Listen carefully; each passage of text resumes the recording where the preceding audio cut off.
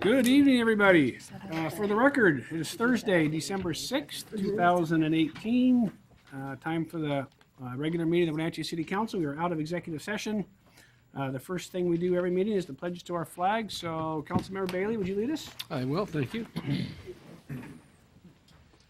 I pledge allegiance to the flag of the United States of America and to the republic for which it stands, one nation, under God, indivisible, with liberty and justice for all.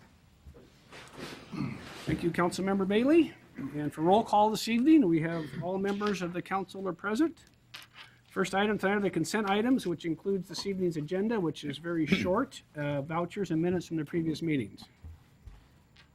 I make a motion to approve the agenda, the vouchers, and the minutes from previous meetings. Second? Motion by Councilmember Huffaker, second by Councilmember Bailey to approve this evening's consent items, including the agenda, vouchers, and minutes. Discussion? Hearing none. All those in favor say aye. Aye. Opposed? Motion carries. Next item tonight would be citizen comment. If any member of the audience would just like to address the council on something that's not on this evening's agenda, I'd give you a couple minutes. Seeing no takers makes us feel good because we do have a long agenda tonight. So we will move on to our presentation. The first is regarding our new city hall. And we have a presentation from ARC Architects. And Steve King. For those of you in the audience tonight, this will be the last meeting in old Wenatchee City Hall after 44 years. So we'll spend a minute towards the end of the day taking pictures and stuff. But thanks for being here. I'll give it over to you guys. Okay, good evening, Mayor and Council. Steve King, Economic Development Director. This is Jeff Windosovich with ARC Architects. We are presenting the results of schematic design tonight, and it's a pretty momentous occasion because we've worked pretty hard here over the last year and a half looking at this building and figuring out what we can do with it. I'm going to give a very, very brief overview because we do have a long agenda of some of our history. I've got that in the presentation for you. It really serves as a report, so I'm not going to read all the text, but I wanted you to have it. I wanted it to be in the record because this really started back in 2014 when the post office announced that they were moving out of the building. So we're here tonight. I'm going to run through that pretty quickly and then turn it over to Jeff. And Jeff will go through schematic design, which will show you where we are in terms of laying out the building. So just in big, broad brushes, post office vacates the building. They actually moved out in 2015, and that started the process where GSA decided that they needed to eliminate ownership of the building. They put it up for bid. We initially started bidding on the project, and we dropped out of the bidding process after we saw quite a bit of competition. As you recall, the building is important to us in South Wenatchee and downtown. We wanted to make sure it had a good use supplied, and so we were interested in making sure that the building was going to be used and not just become a relic sitting here on the edge of our downtown and in South Wenatchee. So after we learned that there was quite a bit of bidding interest, the city bid for a while, and then we pulled out of it. And as it turns out, local communication companies ended up with the ownership of the building. They purchased the building for $3.94 million in May of 2017 is when that was finally complete after a long bidding process. Local approached us, and they acknowledged that they didn't need in the entire building for their operations and thought it would make a great city hall. And so we began visiting with Local about various ways to partner on the building. So we went through most of last year. We started that about a year ago, and the council adopted an MOU and also a pre-purchase agreement. And here we were this May, and we actually finished the DO, public-private partnership, condominiumized the building. Now the city owns about 2/3 of the building. So it brings us tonight, where ARC is going to share their work that's been going on over the last couple of years. I would also note that we also have been working with GSA and have secured a lease for this building where Social Security will occupy this building. We're in the design process. So one of the reasons why we're on the 3rd floor right now for the public's interest is this building will get gutted and remodeled for Social Security. So in this process, we developed a budget. And so it was interesting to go back through the old memos. On the second page, we developed our initial budgets, and we had estimated that the remodel cost would be around $14 million. This was at the time that we were considering buying the building when we were bidding back in 2016. So we also did a net present value analysis to look at what the overall cost of turning the federal building into a city hall would be compared to building a brand new city hall. That took into the account that we would get lease revenue, and we had operating costs also factored into it. Obviously, the old building has a higher operating cost than a new building. As it turns out, it showed that there was a pretty good net present value advantage to remodeling that the federal building because it has so much more square footage than we actually need.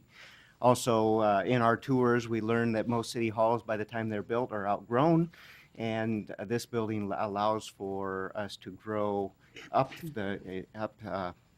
upstairs as the city grows, and you'll learn more about that when you see the design layouts. So in the budget development process, we looked at several iterations throughout the process of negotiating with Localtel. We did have a drop in the budget figure down to about 11.7 million in April 2017. And then we reevaluated when we were looking at how many floors to buy, we raised the budget back up to 14.5 million. We have heard loud and clear that, and the architects have been under the direction that we are not to spend over $14.5 million. That's the limits for this project. And so tonight's presentation shows that we are at that point, and we intend to stay there with adequate contingencies. There was a lot of skepticism about cost of a building. I did pull some numbers. The most recent example that we have is the new DOT building out on Old Station. That building cost the state $400 a square foot for a 30,000 square foot building, not including land.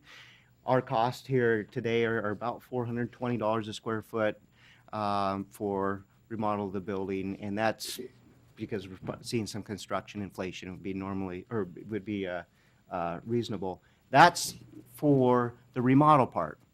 We also get an extra 25,000 square feet in the upper two floors, so our true cost for the entire building is $285 a square foot. So that's the bonus in this building, so when you see the budget figures, just know that you're getting a lot more square footage than what Jeff is here presenting on tonight. And that's why the net present value analysis works out.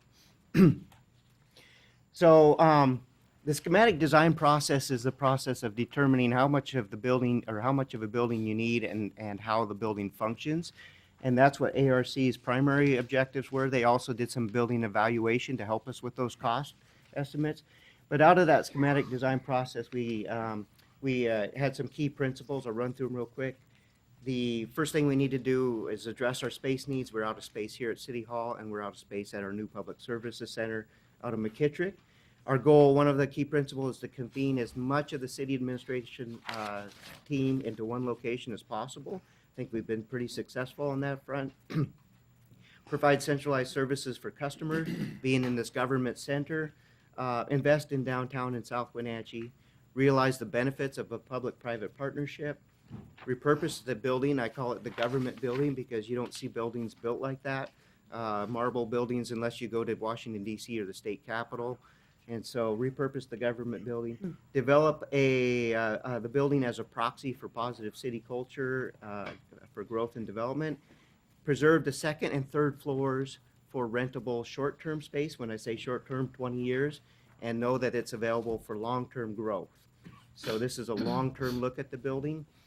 And then plan for future employees to be competitive for attracting future employees, meaning creating a work environment that we can attract good employees. And then use the cost efficiencies and comparable office spaces to keep us in check in terms of what are we spending to the level. You can spend as much as you want on a building if you want to gold plate it. We want it to be comparable to what other state and municipalities spend on their city halls. So those are the key principles. We went through the process. I'm going to go right to the middle line. We started out with a wish list. When you figure out how much space you need, you go to your employees and ask how much room you need, how many offices, how many cubicles. and the wish list started at 40,000 square feet. We went through a space efficiency exercise with ARC and looking at various ways to collaborate and use more efficient space, got it down to 31,000 square feet. And then the last step was the schematic design was actually fitting it into the building, and we're down to 25,000 square feet. So pretty considerable reduction in space needs as we went through a good design process. We toured city halls to help us with that. We also hired Bailey Innovation Group to help us with change management. Part of being developing a facility that's attractive to new employees is making sure we're employing the latest and greatest space design, so it's an attractive workspace, which involves basically choose some choice options for how you work. You can see some samples up in the third floor. We're doing some tests on that. So in terms of scheduling, we're at again at the completion of schematic design. If we get a look around and get a head nod to keep going, then I'll be back in January with a substantial contract for ARC Architects to design the building next year. Excuse me, got a cold. And then we'll try to bid it in the fall or winter of next year for 2020 construction. Probably expect a year for construction. And so we would actually enter the space hopefully in the spring of 2021. This is important because Social Security moves out of the second floor in April of 2020. We begin construction right after they move out. It's going to be a tough place to be when we're banging and constructing in that building. So we wanted Social Security out of there. They'll be here, and we'll have the lease revenue also coming in from Social Security at that time. So also we're evaluating options for other governmental entities to lease out some of the public services space on the main floor. So I think from a financial standpoint, we're on a track to be very much in line with our financial analysis, and I think it's a very good and responsible value-based move for the city in this process. So with that, unless there's any questions on the history, I'm going to turn it over to Jeff. We get just to show the pretty pictures and good stuff. Perfect. Here, let's do this. Oh, you got it. There we go. All right. As Steve mentioned, what we're talking about tonight isn't the complete renovation and build out of all the second and third floors. It also includes, it's pretty much in a vacuum, if you can think of it as just the first floor that the city has, not the local tel side, and the mezzanine, as well as the exterior improvements. When we did the assessment, there was two buckets that we basically had. One for you need to fix this now, and you can make it wait maybe 10 years until it falls apart. So tonight is all about the immediate needs and the needs to get you in the building so you can get back to work. When we talk about project cost, just so we're all talking the same language, in our work, project cost is basically everything that you'll spend for the project. And we break that into basically two buckets that you see. Hard cost is what you would pay the contractor. It's pretty straightforward. And then everything else is a soft cost. So pretty straightforward on that.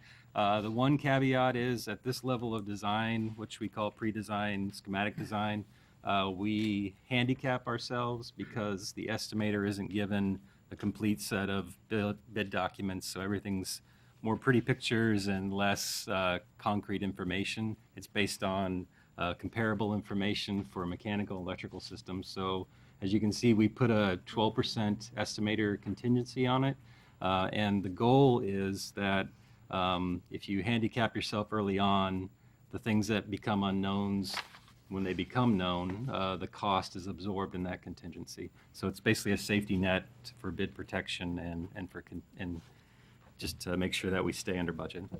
And then soft costs, just in general, that runs everything from sales tax to paying your design team to Steve had mentioned a construction contingency. Right now, you're holding about a 10%, which is about 1.5 million. It's pretty healthy. Usually a project of this size is 5 to 7. So, but given that it's an existing building and there's a lot of unknowns with existing buildings, it's a very appropriate number. So we thought instead of starting with pretty pictures, we thought we'd start with the good news. After running the initial design that you see, we had a couple back and forth. It's, as always, it always starts out high because we optimistically think that we can get a lot of things, and then we get a list of how much all those things cost, and then we dial back just to get right below the line that you asked us how much money you had. So in terms of the hard costs on this, with the estimator's contingency, we're a little over $6 million, and then the soft costs were about $4 million. The budget that Steve was mentioning, we were given basically a $10.5 million for this first floor and mezzanine and exterior and site work for parking and landscaping. So we're trying to stay under that budget from now on. So the good news is that we are on budget. In general, this is the level of design for the parking. Steve was gracious enough to act as our civil engineer, and we've laid out some parking. You've all seen this and approved this design. Basically, it's the maximizing the lot for both Local-Tel and the city for their use. And then going to the inside of the building, Steve had mentioned the design of the building. We like to think of it in terms of 3 particular user groups that will come into the building. There's one is the public, the customer, another is the staff and their experience, and then other is for after hours, such as this for council, being used as a space, not specifically for day-to-day city business. So in terms of, I don't know if you can see the mouse. Yeah, you can. Okay. So orientation, this is that main lobby that you come in, that everyone comes in off the front door. The goal was, when you think of a customer experience, first off, you want it to be welcoming and inviting and straightforward. The idea is that when you come in through these front doors, it's the first thing you see off the door, and all of the city businesses, any interaction between the city and the public, we tried to bring those services down and right to them at the front door. So they're not asked to meander through the building. It's good for security. It's also a better experience for the customer. So coming into the building, it's the first floor to the second floor is about 22 feet, and the mezzanine splits that in the middle.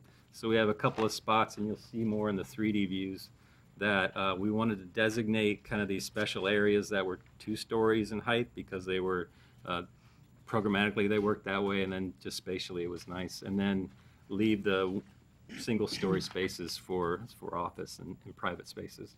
So the idea is that the customer comes in, is most of their interaction is here, and then if needed, a staff member could bring them back into their space through controlled conference rooms and stuff like that. So, and then the parks was a unique, the way that your parks department works is unique for us. It's very exciting that they have a lot of interaction with the public. They do a lot of services that have a direct need with the public. So the idea of them having their own basically front door, storefront at the front door was very important to us as well.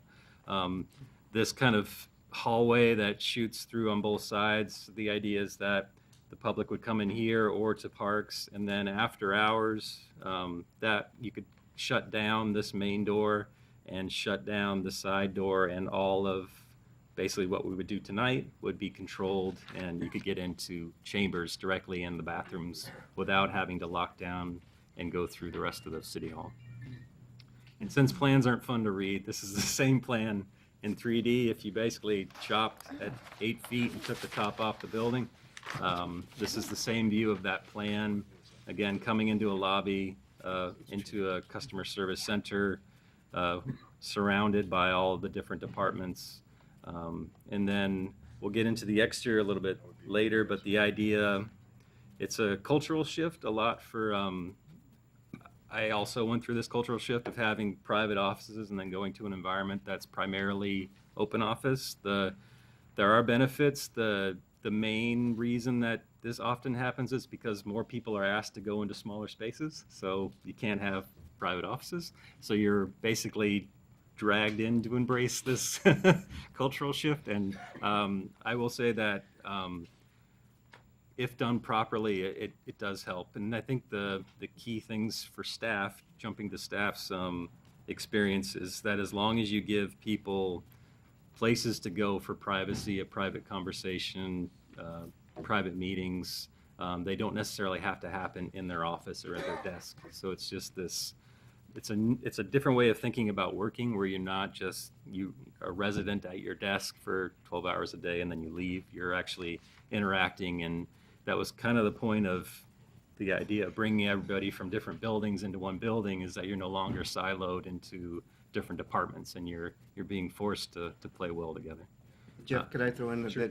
the difference between the old model of open office format and the modern workplace is what Jeff described is you have it, that the goal is to actually have you move, use technology, go to various rooms and offices or huddle spaces or touchdown places to work, so that every individual has an ability to work in an environment that suits them best. And so it opens up more opportunity, results in better productivity and more enjoyment amongst the employees. So we had the change management process to help us understand it, because we don't understand that. That's a new concept. And then moving to the mezzanine, your current mezzanine line is pretty much what I'm squiggling on with the mouse. We've expanded it by about 66, two times as large as it was before. And what you can see is the yellow color is what would be the floor area, open floor area. The darker yellow is enclosed office and rooms. And then these kind of grayed out with the hatching in the dark, just to kind of show that depth toward these are the actual two-story spaces that go from first to second floor. So there's a lot of interaction between departments visually. The desire is to get as much daylighting into the space as possible, and then to provide basically a place for staff, a private space for staff in the back with their staff lounge. Again, that same view showing the just connections between different departments. They're still collectively together, but if those words weren't there, it would be kind of hard to tell different departments, and that's the point, is that you're not in different suites and separated. In terms of the overall design aesthetics, I think there was a tour of a bunch of different places, different city halls, some that we had done. You went to Google and some other ones. And given the what exists at the building now, there's this hope that we can embrace kind of a little bridge between very refined and very rustic things. So you can see in these photos, it's kind of the extreme of that, where all the infrastructure and structure is exposed, and you basically just embrace it, and you paint it out, and you spend all your money elsewhere on the things that are at eye level and below. It's kind of a fun, it's to attract. I think Steve had mentioned that this building is supposed to be a place that will attract staff that will then lead the city to the future. So the idea is to be younger and to provide an environment that's fun and exciting. And then you'll see just a general sense that all work doesn't have to happen inside an office or at a desk. So it could happen at casual spaces outside of desks, designated teaming areas and work areas.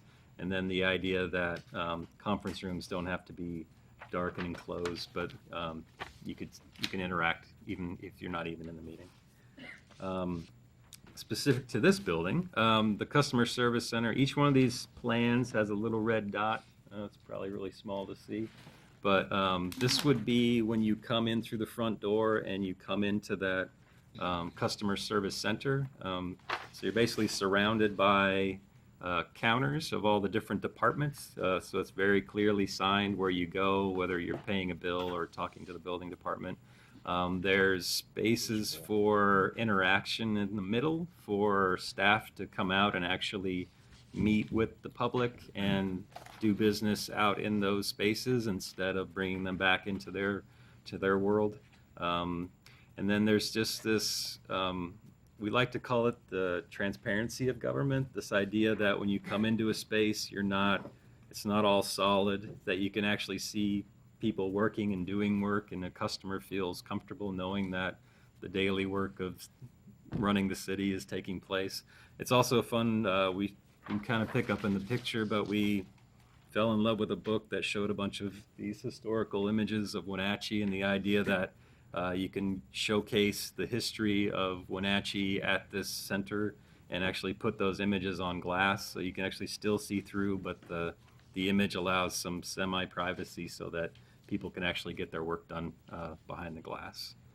And then just sound baffles and lights, because these tall spaces that are glass, the amount of interaction we're anticipating, you'll want to be able to acoustically make that sound enjoyable to be in. This would be the view of the future council chambers. So coming into that space, we found that there's pretty much a sweet spot for projection. Right now you're looking at a TV behind me, but usually 14 to 16 feet is ideal. That way it gives you an opportunity to lift the dais about a foot, so that way more people can see you and you can see them. And then the idea was always to have the chambers near the exterior window so that it becomes this beacon at night, because these are often held at night, that you can actually light up chambers and people can see city governance working as they drive by. But in general, just nice finishes, clean lines, lots of seating, and good sight lines. And then in terms of the staff experience, we wanted to give them not just a break room that's enclosed and it smells like microwave fish, but just like a place to hang out and be proud of, to have daylight into it, to actually have interaction.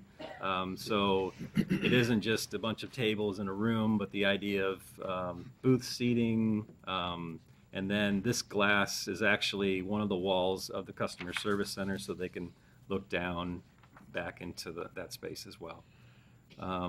Skipping to the outside, currently what we're talking about is the floor line of the first floor is right above the bottom of this big piece of marble, and the top of the mezzanine is right under this big piece of marble. So right now, in terms of the interaction between this inside and outside, you don't have any windows. There's not one window.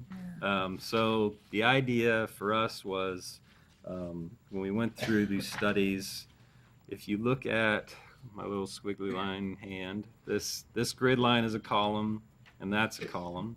And what we did is we realized that each one of those 30-foot bays was identical in structure and material. So if we came up with a rhythm and a pattern that was repeatable, one, it would be cost-effective to be the same thing over and over, but then it would kind of be in line with what the building is, which is a pretty rigorous, very structurally sound diagram. So this is a wall section, the top one. So that is that column to column. That's the little grid line here to there. This is your existing wall, which is a couple layers of brick and CMU with marble cladding. So when we did all of these, we did about 4 or 5 exterior opening studies, the goal of which on our end and everyone's end was, please get as many holes in this wall as you possibly can, and how many you can afford. So we started with, just to have in our hip pocket, if we did windows that were based on the marble patterning, if you go out there, they're about 5 foot wide marble panels, and they're beautiful, and nobody makes marble panels anymore, so we don't want to just start throwing them away.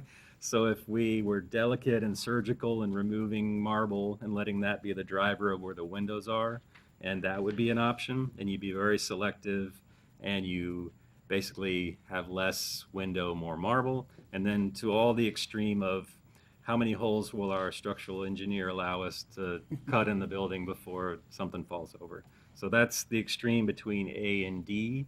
I will say that when we originally priced it, we went all in on the big openings, and that was one of the main drivers of us being over. So we did scale back. I'm going to show both options, but the current estimate shows more of a conservative window approach, and I think that gets back to the original comment about the estimator's contingency. That amount of money, we're hoping as we go forward, since we've given the estimator a lot of money, that the more money usually what happens is that as that estimating contingency gets dumped into more things. So we basically are creating a wish list of the stuff that you want, and one of them, it happens to be interior and exterior glazing is the top 2 on the list.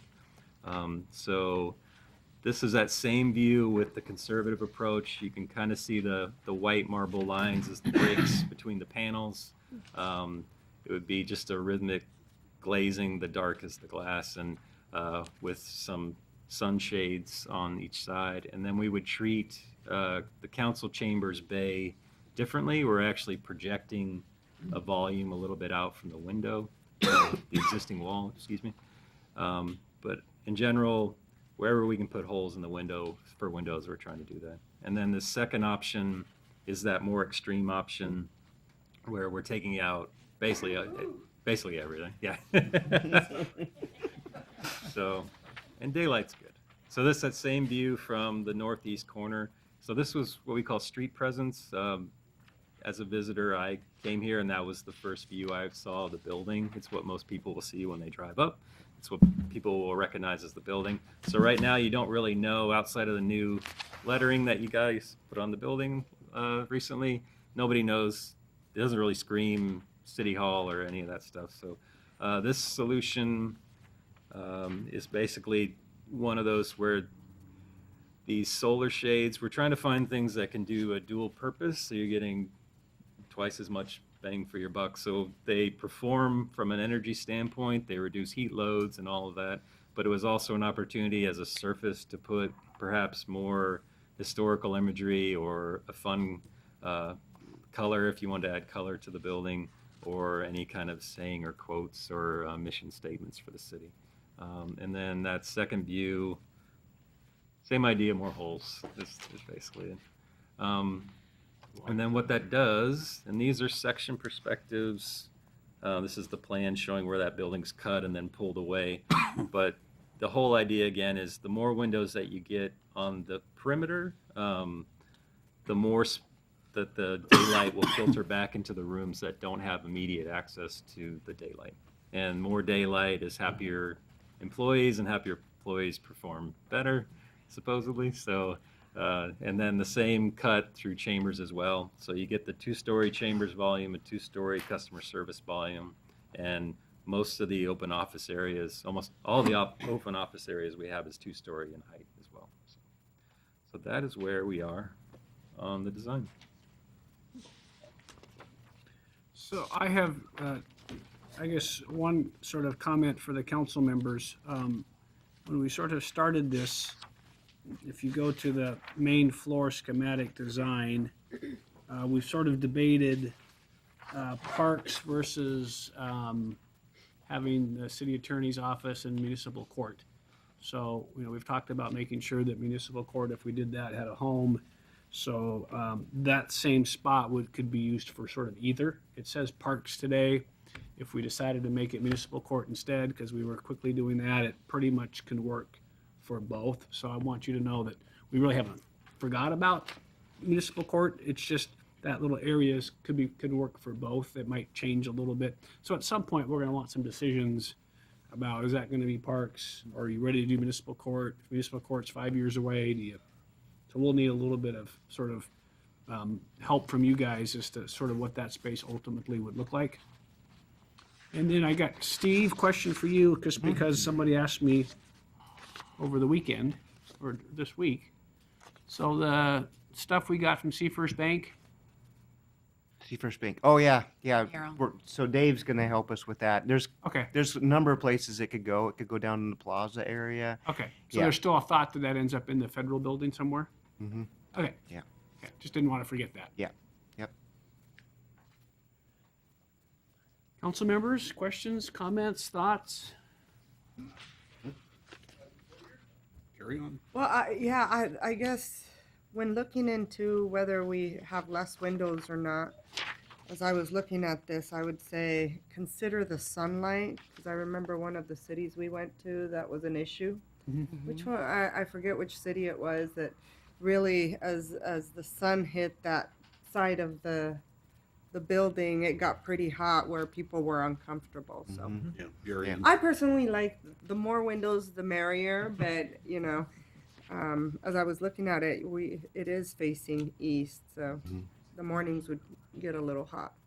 Maybe. And I think I we're don't having a few issues with that on the top floor. I think the mornings are pretty warm, Yeah. but the sun is sort of rising in the south and setting in the south, so it's not quite so bad, but we'll have to sort of work with. Yeah.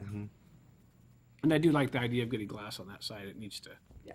to sort of change in terms of the hard marble. So you're expecting to come back in January with a contract to have this sort of go to the next level? Yeah, so the next contract with ARC, they'll have their engineers, all the sub-consultants. It'll be a hefty contract. It'll be a year's worth of work. So we would negotiate it over Christmas here and hopefully in January get them kicked loose doing the full design. So And the sort of the next time we go is sort of like, Yep. It's, We're going. It's full on go. And like Jeff was telling me earlier, the level of analysis that we did over the last year and a half in evaluating building systems is more than normally you would do Right. to this. So we've got a great launch point to get things going. Good. Yeah. any questions? Well, it's a good start. I mean, Yeah. I like it. I Yeah. really like that central customer service concept where, Yeah. kind of one-stop shop kind of deal. You can take care of a lot of different Just things. for the second time in the last month, I had a meeting that I thought was at City Hall and the department head thought it was at Public Works. Right? We just can't ever seem to, it'd be nice to get most of us in a building that we can sort of work together on. All right. All right. Sounds good. Thank you Thanks, so Jeff. much. Thanks, guys. All right, we'll kick out some action items. So for the high school kids, we'll probably take a break around 6:15 or 6:20. We'll sign your things so you don't have to stay for all of the meeting. All right, so Allison, we're gonna do the public hearing regarding the ADA first. Okay. All right, so I am Allison Williams, Executive Services Director. I'm here on behalf of our city team. And there we go. Oops. So tonight, the first item on that I have is Resolution 2018-47. This is our city's opportunity to review and update our city's policy for compliance with the Americans with Disabilities Act of 1990 and Section 504 of the Rehabilitation Act of 1973. And so I'm going to take you through a quick review of what this means to us and then ask for your action on the resolution. So this is a self-evaluation process that we go through that looks at a number of areas of our city.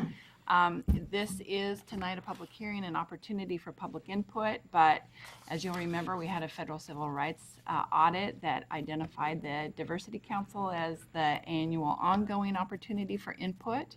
And we do have an adopted policy whereby we accept grievances and requests for accommodations, so we'll go through some of that with you. We're going to be looking at formalizing a new transition plan with a cross-departmental team, and you've budgeted for that next year. And so it's also this opportunity to let you know what's coming. And I would have Carrie Page, who is your ADA coordinator, with us tonight. She is not with us this evening, so I'm doing this on our behalf.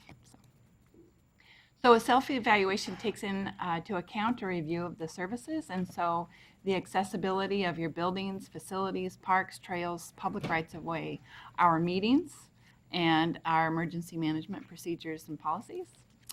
In our policies, we have an adopted ADA policy. We have an established coordinator. We have a grievance procedure. We receive requests for accommodation over the last number of years. We get about 1 to 2 requests per year. Some are designed for us, and some are designed for agencies. For example, we got a complaint about the Section 8 policy for housing, which we forwarded on to the Housing Authority. So that gives you an example. We get many requests for ADA ramps, and so you'll see later in this presentation, we've been working diligently on inventorying those. And of course, we're continuing to monitor our local laws and ordinances and making sure that we're consistent with those. In terms of our practices, how we provide our job announcements, our applications, our hiring practices, our ongoing training. One of the things that we realized in this self-evaluation is we have a number of new employees, and so we need to get our training updated as well as making sure that we're having ongoing training. And again, the ongoing input coming through our Diversity Council. So as you'll remember, we did have, I say our city went through the ultimate evaluation. We had a federal civil rights audit in 2013, and we signed a voluntary agreement in March of 2014, and we have complied with that. They went through all of those evaluation items that I presented to you prior, and full compliance was achieved. We have taken a number of steps toward the transition plan. One of the items I failed to identify on here is all of the work that we've done with the facilities condition assessment plan that lays out that process by which we'll be able to have an annual work program for our facilities. The last 2 years through Public Works, we've had interns on board that have been doing survey work for us. Brooklyn Holton has been leading a major process working through the pedestrian master plan. There's some wonderful GIS outcomes that I've listed in here where we'll be able to see the results of this in real time. As you know, a big thing for our city has been our overall communications, the language action planning that we've been doing. We hired Anna, so the bilingual communications, we've been working through a number of those things. And then in your budget process, you did budget for the completion of this transition planning, which is the physical interaction with our right-of-way. This is a fun in looking at the work progress to date. We had the Public Works get together, and Matt Collins, our new GIS manager, mentioned this work was going on. The blue dots that you see on here are deficiencies for where we need ADA ramps. The gray areas are the areas down through the area where the Department of Transportation was working this summer, so there will be an inventory that will follow. And the yellow is the old station area, which is work to come. I asked for this map. I thought it would be a wonderful visual for you this evening, and our staff said, "Are you sure you want it?" Because there is a lot of blue on that map. But I think it's the recognition that we have work to do and that we're recognizing it and putting it into a work program. The second part is the great work with the pedestrian master plan. So that is now going to be coming through the approval process. And one of the neat things that Brooklyn mentioned with this is that with the analysis that has been done with GIS, we'll actually be able to show where we need ADA accommodations and represent some of the diversity of people that we have in the neighborhoods that would need that help through this master planning process. And again, lastly, our communications. I think we've come a long ways in our communications being bilingual.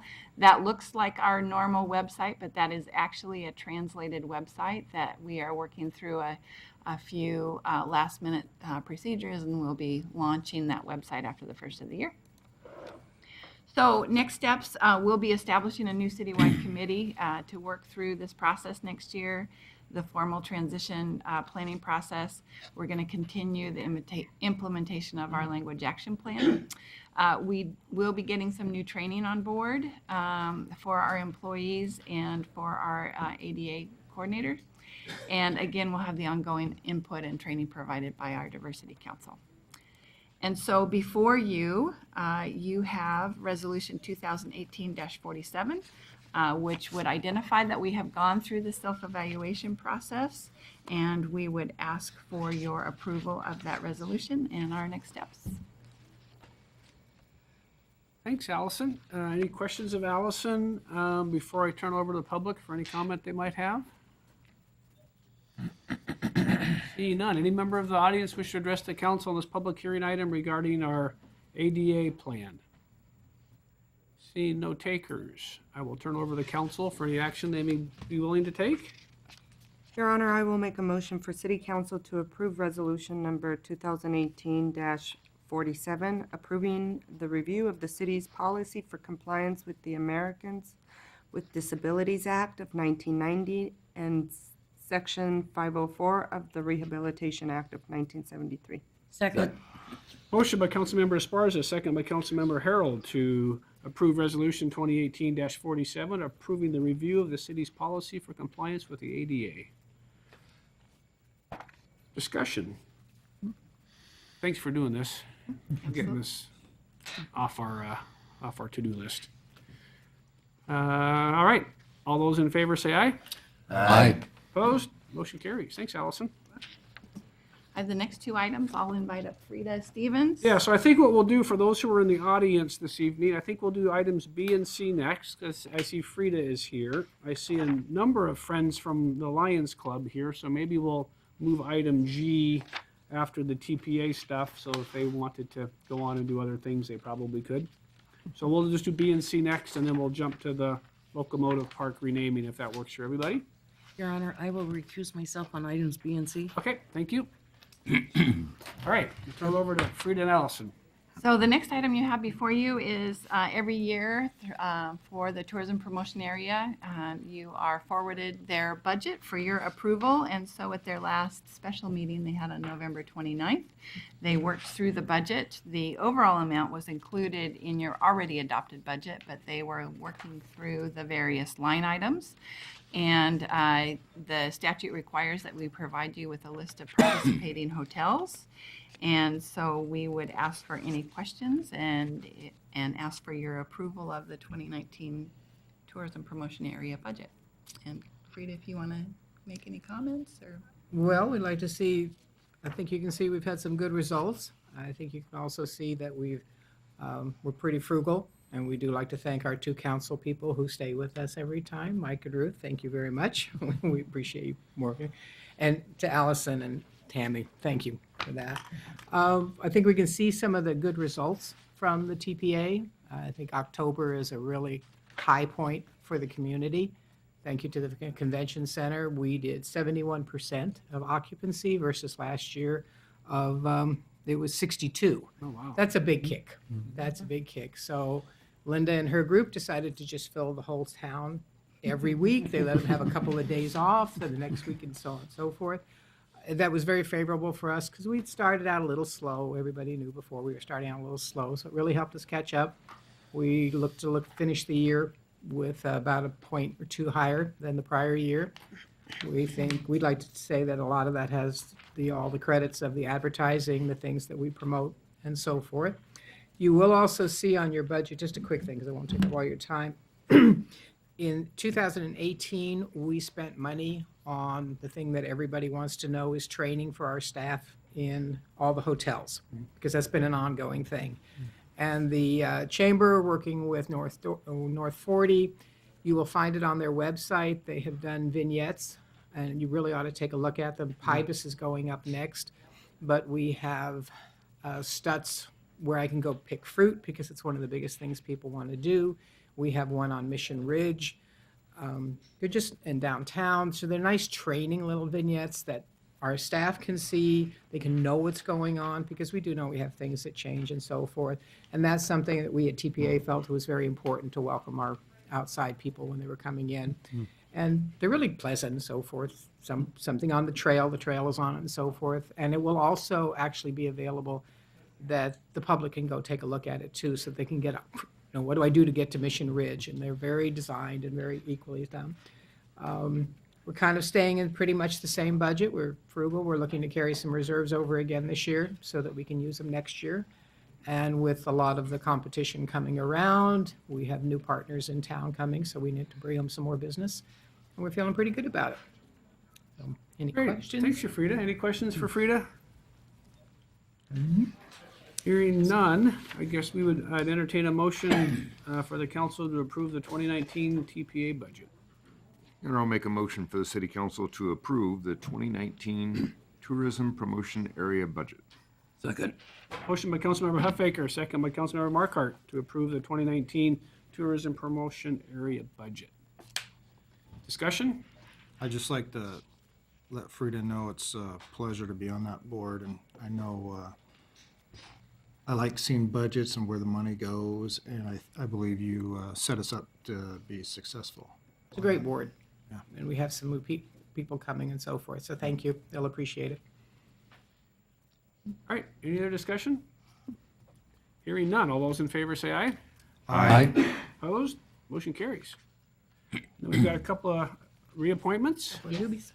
One new and one reappointment. So Resolution 2018-49 would appoint Tiffany Petty. She is the new general manager of the Express. Holiday Inn Express.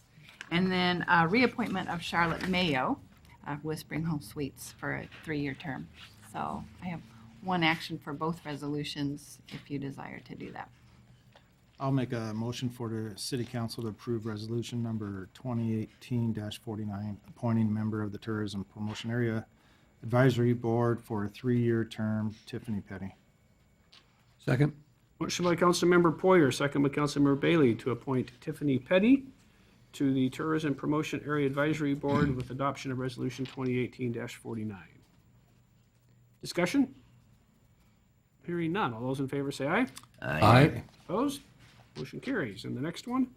I'll make a motion for the city council to approve resolution number 2018-50, reappointing a voting representative to the Tourism Promotion Area Board, Charlotte Mayo. Second. Motion by Councilmember Poyer, second by Councilmember Bailey to appoint Charlotte Mayo to the Tourism Promotion Area Board by adoption of Resolution 2018-50. Discussion? Hearing none. All those in favor say aye. Aye. Opposed? Motion carries. Thanks, Frida. And we'll look forward to Have a seeing happy- you next year. Happy holiday. Thanks for being here. So I think we'll go ahead and, since we have some friends from the Lions Club here, and I know they've got other things they'd like to do tonight, we'll just go jump to item G, if that meets to your approval regarding the naming of Locomotive Park. So, David, Thank you, Mr. Mayor. Dave Erickson, Parks and Before- Recreation Director. somebody tell me what page we're on? The end. Trying to find it. 130. 130. Thank you. I'll let you get there. So earlier this year, we did a naming process for the Thank you. Community Center Garden. And through that naming process, we received a request to rename Locomotive Park to Lions Locomotive Park. That was early summer. And then from summer on, we did a public information or a collection process where we collected additional public comment and any additional name suggestions. You guys have all of that information, good, bad, or otherwise, in your packet there. From that process, then, the Arts Rec and Park Commission reviewed the naming suggestions and recommended the name Lions Locomotive Park as the name for current Locomotive Park as the first choice, and then the second choice in the ranked list is calling it Locomotive Park. So should council make a motion to approve their renaming, then staff would go through the process of updating all the brochures and internet sites and all the various locations where it's called that, develop a new sign that meets the city's standard signage, and then also just basically get it implemented. Do you have an estimate of what that would cost to do all the signage and renaming and? Yeah, not so much for the online things and then brochures and things like that. We can all do that internally. Staff time? Yeah, staff time. The sign, I think the last one we got for Lincoln Park, so it'd be similar to that, was about $2,600. I'm getting an updated price quote on that, but it'd be in that ballpark. Okay, thank you. So the Lions Club, I know, brought a video that they would like us to share. Cool. And so I will share that with you now. And then I know also we have Steve Clive and the Lions here. We'll They invite may- them up after we watch Yeah. the video. Only if we like the video. Okay. If the video's not to our liking, we'll, yeah.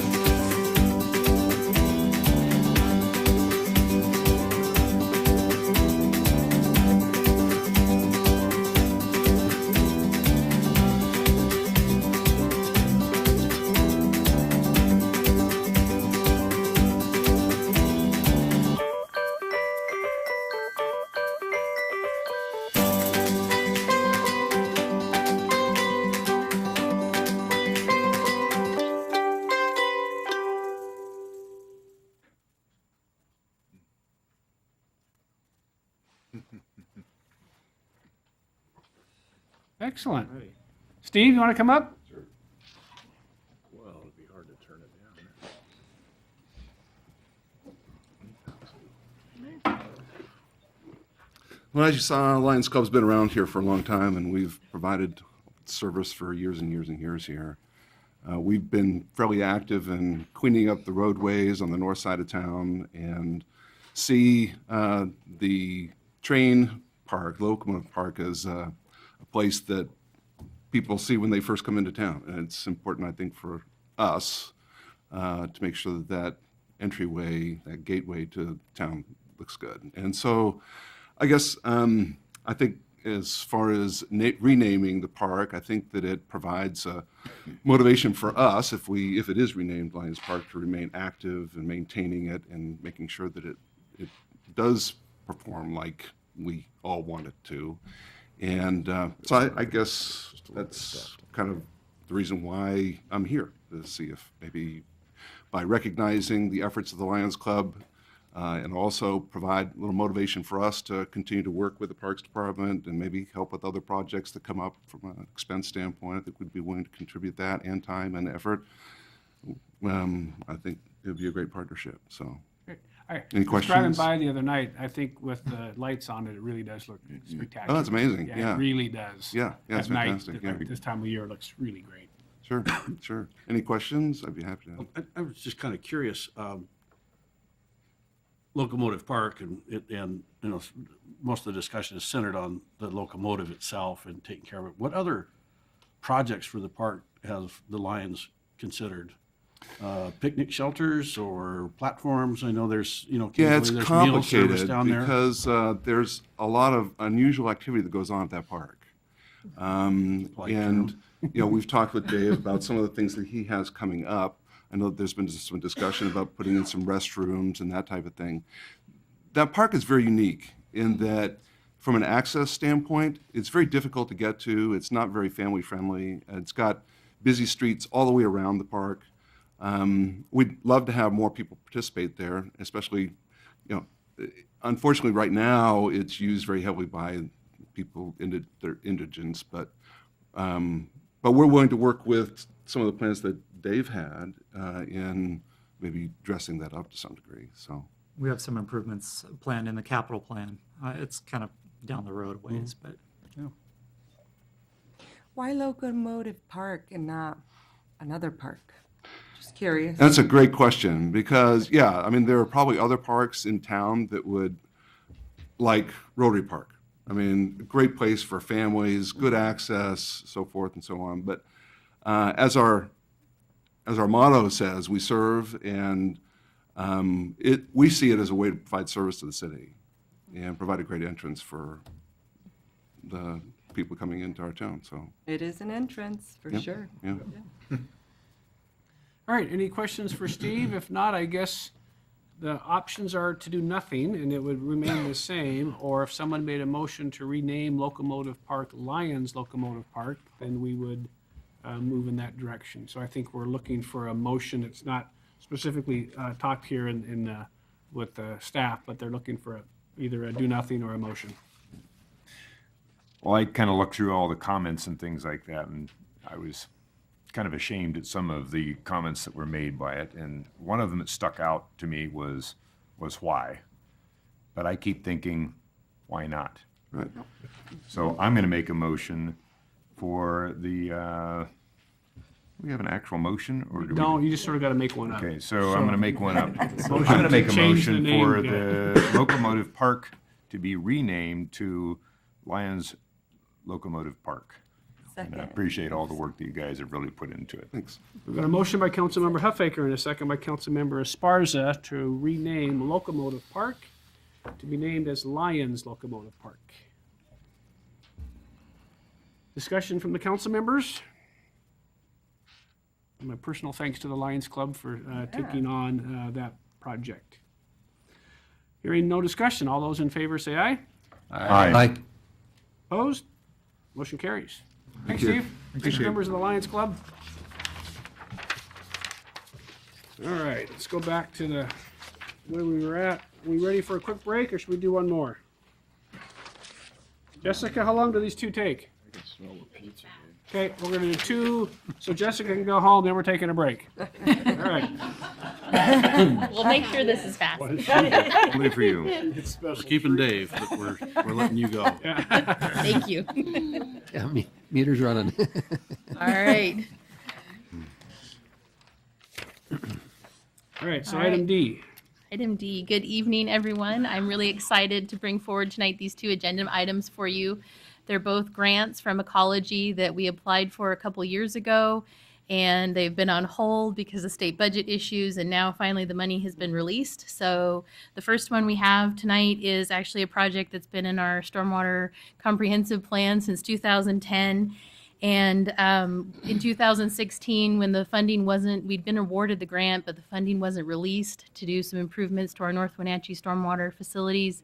So we just went ahead and budgeted the $70,000 to start the planning design. Well, that project has kind of grown, and Jeremy Hoover will talk more about that this afternoon. But fortunately, we now have some planning and design funding from the state in the amount of $70,000 with no match required. So this will help to get us through the planning and design for that project. So it's also a great, very exciting to get this grant from Ecology because it sets us up for construction funding, which we'll talk about with our next grant. Their construction funding is they'll pay 75% of the construction costs. So that's with regards to utilities, there's not many funding options out there like that. So getting this planning funding is very encouraging that this project will be able to move forward and may qualify or score well for more funding for construction when we get there. So, Excellent. Jessica, are these two grants, are they kind of tied together, or do they kind of, I mean, do they? they're two separate Standalone? projects. The first project is out Does on. one preclude the, No. lead to the next? In a way, it does for the grant funding. So this one project on North Wenatchee Avenue will get the planning. We have the planning design funding, and then once we get the plans done, then we can apply for the construction funding, and which is very helpful. And so the second grant I'll talk about, actually, we had planning and design money in 2013, and now we've got the construction funding. So we're kind of following this path where if we're successful with the planning and design grant, then we've scored well with the construction money. So Okay, good, thanks. Is the outfall that's being removed, is that the one that's just north of Holly Street that runs under the railroad in there? actually, that's where we're going to be sending the water, is to that Holly Street outfall. So the one that we're eliminating is actually on the Wenatchee River, in the lower section of the Wenatchee River, which of course is a polluted water body, has all kinds of pollution issues. And so that's part of what makes this project rank so high, is that will no longer be discharging any stormwater to the lower branch of the Wenatchee River. Hear that. All right, any other questions for Jessica? I guess you sort of dealt with both of them, didn't you, or did you not? You kind of did. I'll talk a little bit more about Peachy Street Okay, if you so want. we'll deal the first one, item D first then. Well, Your Honor, I'd make a motion for the City Council to authorize the mayor to sign the Water Quality Combined Financial Assistance Agreement between the State of Washington Department of Ecology and the City of Wenatchee for the North Wenatchee Stormwater Outfall Removal and Water Quality Improvement Project. Second.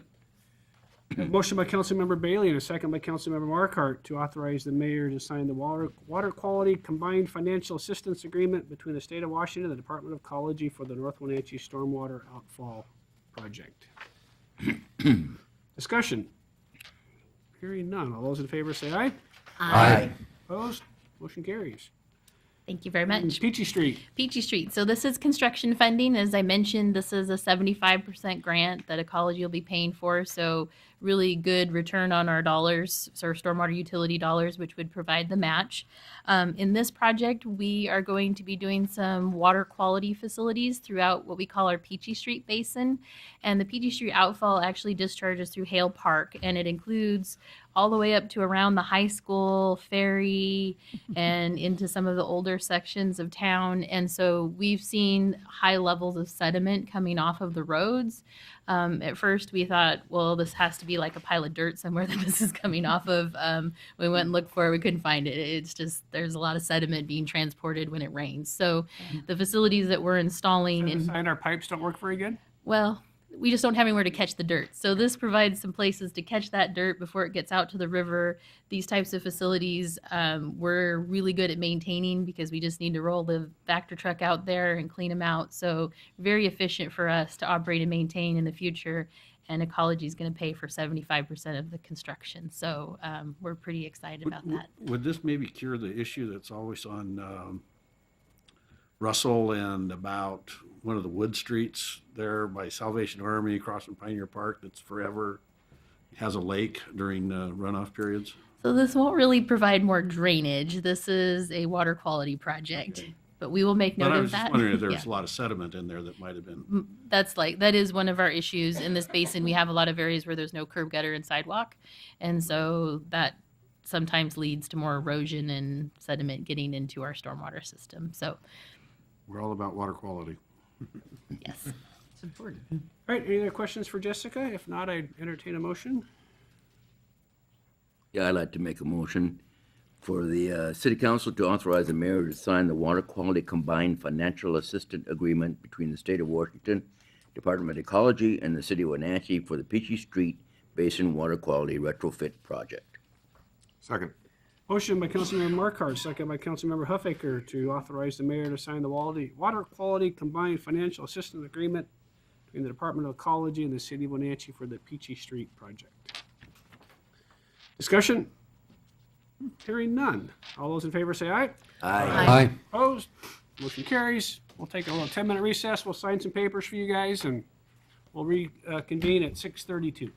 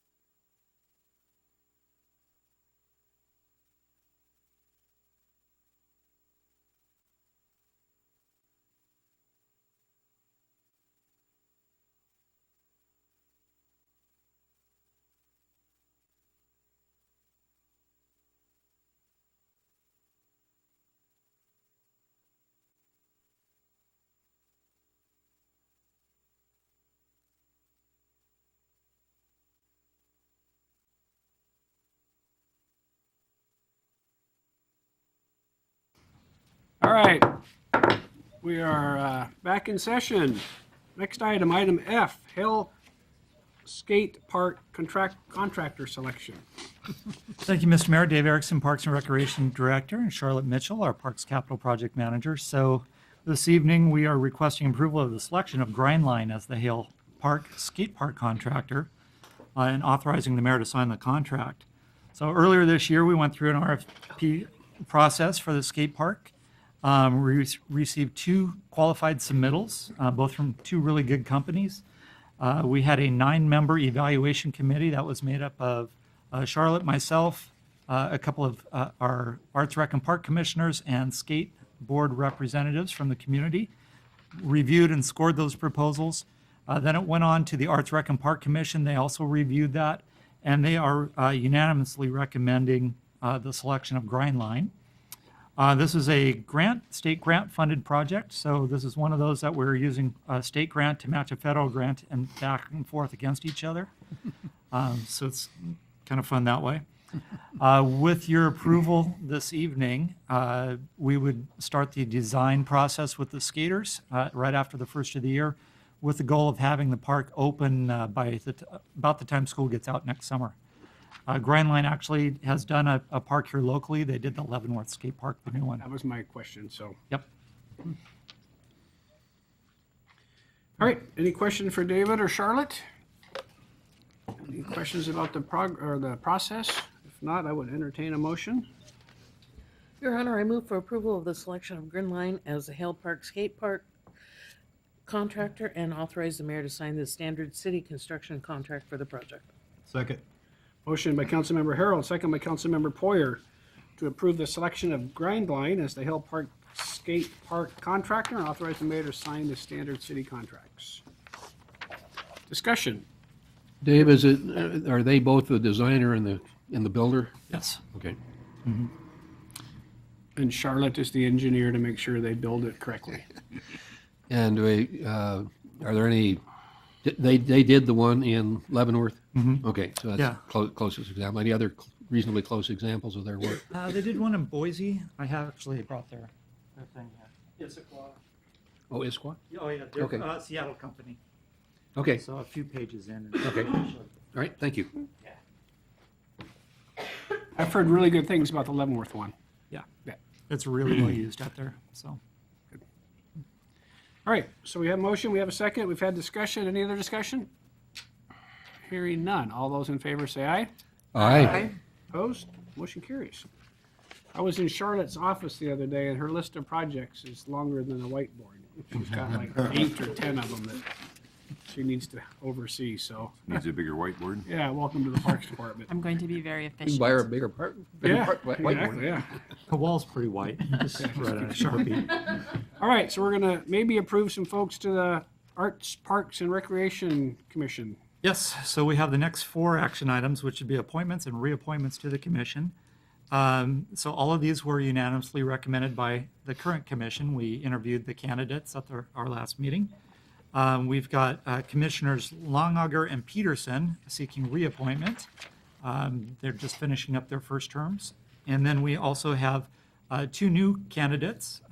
Commission would be candidate Mott and Lewis. And both of they had applied previously for the cemetery board. And so it'd be great with the recent kind of changes in the department to get some folks that were interested in that onto the commission too. So, yeah, I know you guys have their application packets and. So can we spend some time specifically about Mr. Longonger and whether he's been a good member of the board and showing up to meetings and? I think that's definitely appropriate. Definitely appropriate. Oh, he's here. And if Dan is reappointed, he would be our incoming chair. Ooh, okay. All right, so I guess if it meets with your approval, we can sort of crank these out one at a time. Mayor, I'll make a motion for the city council to approve resolution number 2018-42, reappointing a member to the Arts, Recreation, and Parks Commission, and that would be Dan Langer. Second. A motion by Councilmember Huffaker, second by Councilmember Markart to adopt resolution 2018-42, reappointing Dan Longauger to the Parks Rec Cemetery Commission, whatever it is these days. Lost track of it. Need a new Just acronym renamed it still. last Yeah. I had it once, but I couldn't say it again. You need a second? Discussion? Hearing none. All those in favor say aye. Aye. Opposed? Motion carries. Your Honor, I will make a motion for the City Council to approve Resolution Number 2018-43, reappointing a member to the Arts, Recreation, and Parks Commission, Marlene Peterson. Second? Motion by Councilmember Esparza, second by Councilmember Bailey to adopt Resolution 2018-43, reappointing Marlon Peterson to the Arts, Recreation, and Parks Commission. Discussion? Hearing none. All those in favor say aye. Aye. Opposed? Motion carries. Your Honor, I make a motion for the City Council to approve Resolution Number 2018-44, appointing a member to the Arts, Recreation, and Parks Commission, Mark Lewis. Second. Motion by Councilmember Bailey, second by Councilmember Markart to appoint Mark Lewis to the Arts, Recreation, and Parks Commission by adoption of Resolution 2018-44. Discussion? Hearing none. All those in favor say aye. Aye. Opposed? Motion carries. And the last item? Your Honor, I move for City Council to approve Resolution 2018-45, appointing a member to the Arts, Recreation, and Parks Commission, that being Morgan Mott. Second. Motion by Councilmember Harold, second by Councilmember Poyer to adopt Resolution 2018-45, appointing Morgan Mott to the Arts, Recreation, and Parks Commission. Discussion? Hearing none. All those in favor say aye. Aye. Opposed? Motion carries. Thank you. We have one last item. That's right. Okay, you got the community center. So our last item is a request from Chelan Douglas Community Action to extend their management agreement of the community center for 1 year, and that's through 2020. Their current agreement, they're required to provide the city notice at a minimum of 1 year in advance of their intent to try to extend the agreement for a 5-year period.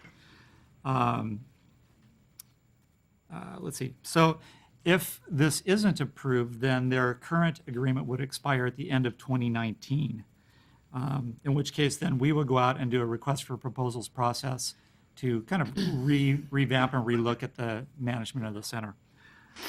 Similar to what we did back in 2012, 2013 when we brought on community action.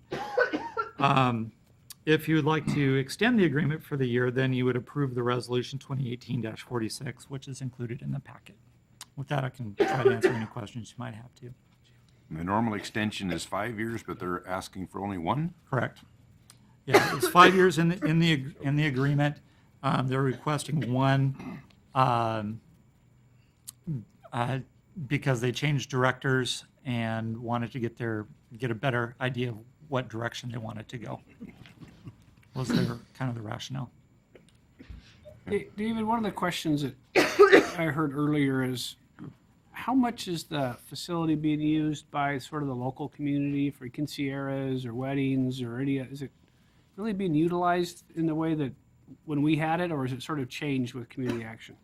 I think it's the one-time rental use has dropped off a bit, and I know that initially their kind of focus was to try to reduce the one-time uses, the quinceañeras and the parties and things, and go to more of a leased type of outlook.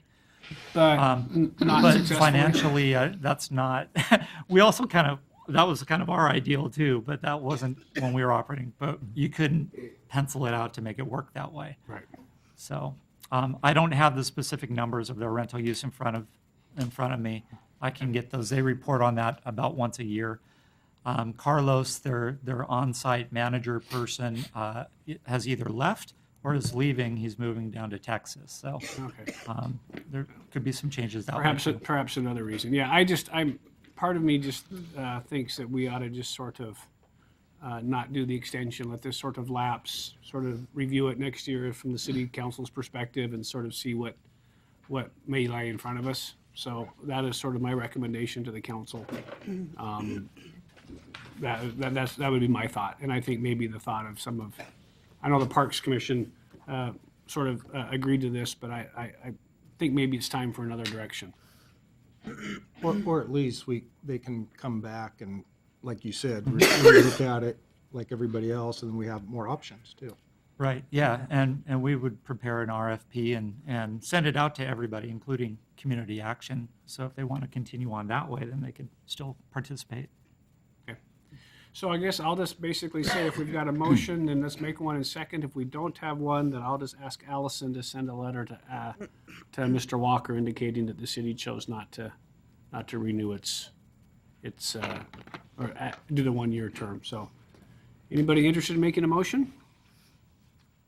Hearing no motions, we will just let this get tabled, and Allison, if you'll write a little letter to Mr. Walker for my signature, we will make that communication. All right? Perfect. Thanks, you. David. And Thanks, Charlotte. We'll plan on the RFP process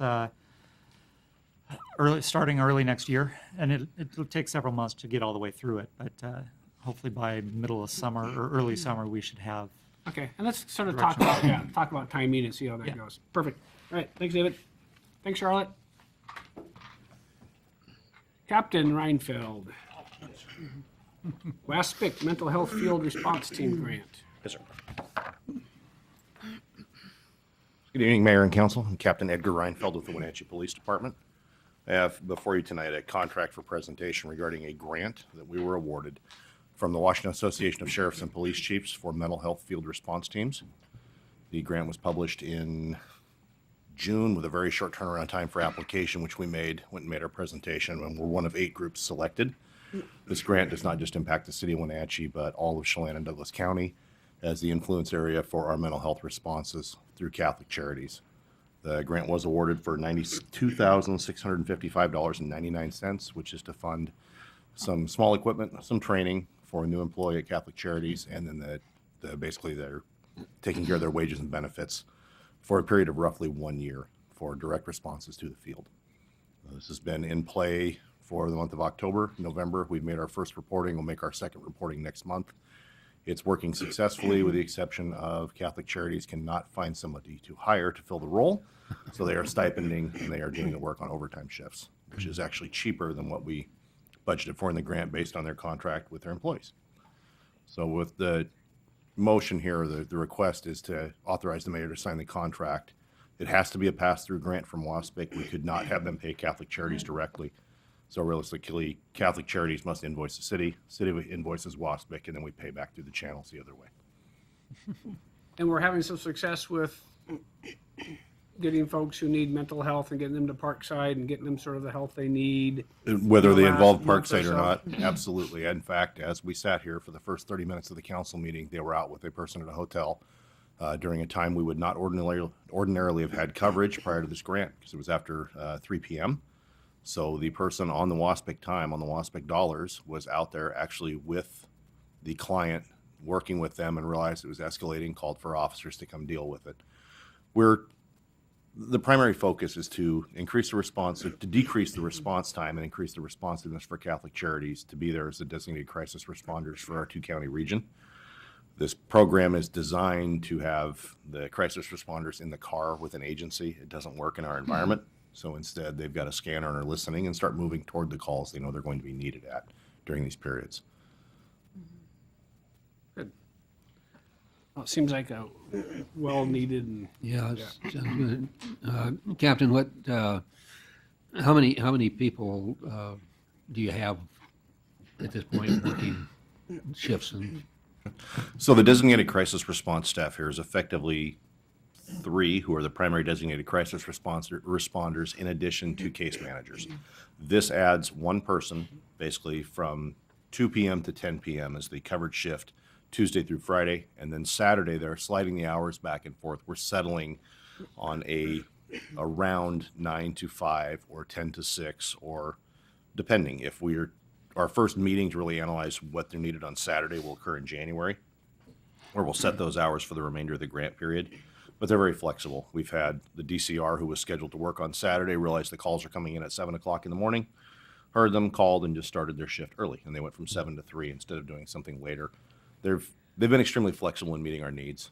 It's really adding 1 body. The grant is to pay for 1 body. What we've utilized it so far is to provide, in October, they provided 22 8-hour shifts, additional 8-hour shifts, 176 additional hours of coverage, which made all the difference. 27 direct contacts, 22 3/4 direct contact hours, And our case we reported in our first report removed a person we had contacted 11 times in the prior 90 days, including a SWAT call to their house based on their mental health conditions and the drug dealers and other people they were allowing to live there, and resolved that. 0 further contacts. And an effective utilization of Parkside, in fact, our first one.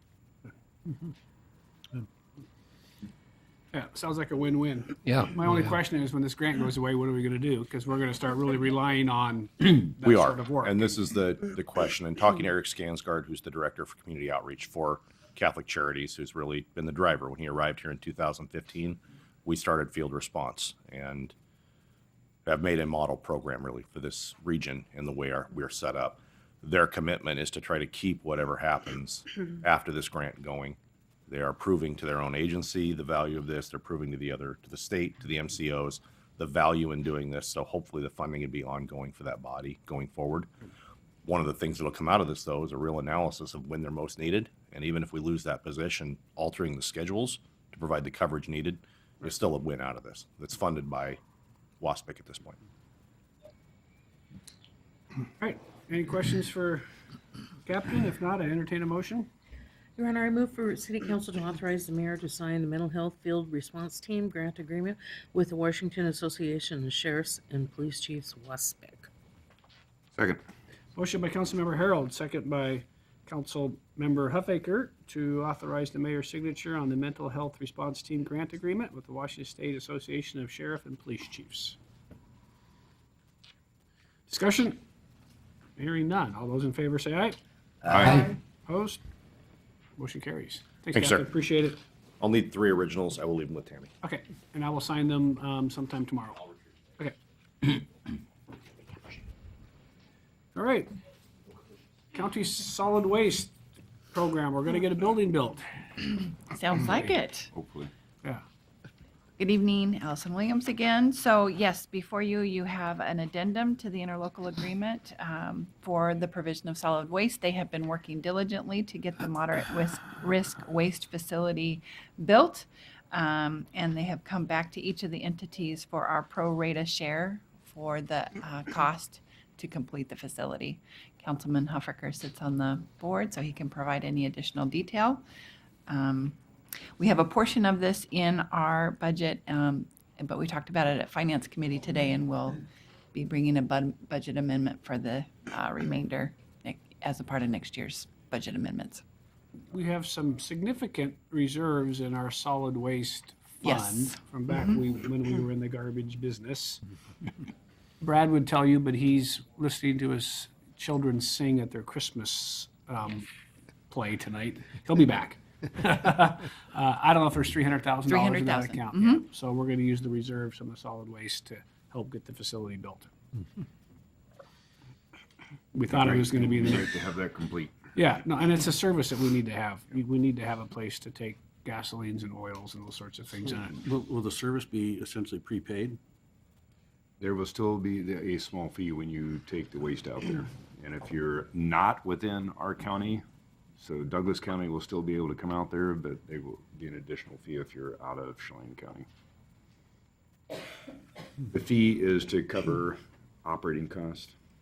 Yeah, I've just been used to facilities that it's essentially prepaid. You show your proof of residency in the community, and it's accepted so that it encourages people to use it instead of continuing to put it into the garbage and whatnot. Yeah. Hopefully we get there. It'd be nice to get to a point where we can have it where it's prepaid if we have enough. If you look at what we've done in the past, we have the volunteer or the collection events where you voluntarily donate some money, and a lot of people donate more money than this will cost them to take it to. So the big advantage is it'll be available year-round. We just need a place more than once a year. Yeah. Yeah, and this will provide that. This will be the place. It won't be open 7 days a week, but probably 3, maybe 4 days a week. Yeah. And where, have you picked the site? Has the site been? We've already purchased the site. Like there's been some. We've actually started. We're kind of ready to start a while back, and then. We purchased the steel to build the building, and then Ecology cut their funding. Okay. And just this last year, we asked all the mayors and commissioners to write a letter to Congress to see if we couldn't get some of those monies back, and Ecology finally did come through and gave us not all, but most of the money they had promised us. Unfortunately, that building's been sitting there for so long that now cost of getting it completed have gone up significantly, and there's why we still have a big shortfall. So this money is to cover that shortfall. It just needs to be done. We need to have a place to take the oils and the gases and all that sort of stuff. And I agree with Councilmember Kulas. I hope at some point we can get to the point where the folks in Chelan County, if our cities are paying for it, can either through budgetary items or somehow get to a point where it's free to our citizens, because that's really the best way to do it. Yeah. Okay, so I would entertain a motion if we had one. Your Honor, I will make a motion for City Council to authorize the mayor to sign an addendum to interlocal agreement for countywide solid and hazardous waste program for the completion of the moderate risk waste facility. Second. Motion by Councilmember Esparza, second by Councilmember Markart to authorize the mayor to sign the addendum to the interlocal agreement for the countywide solid and hazardous waste program for the completion of the moderate risk waste facility.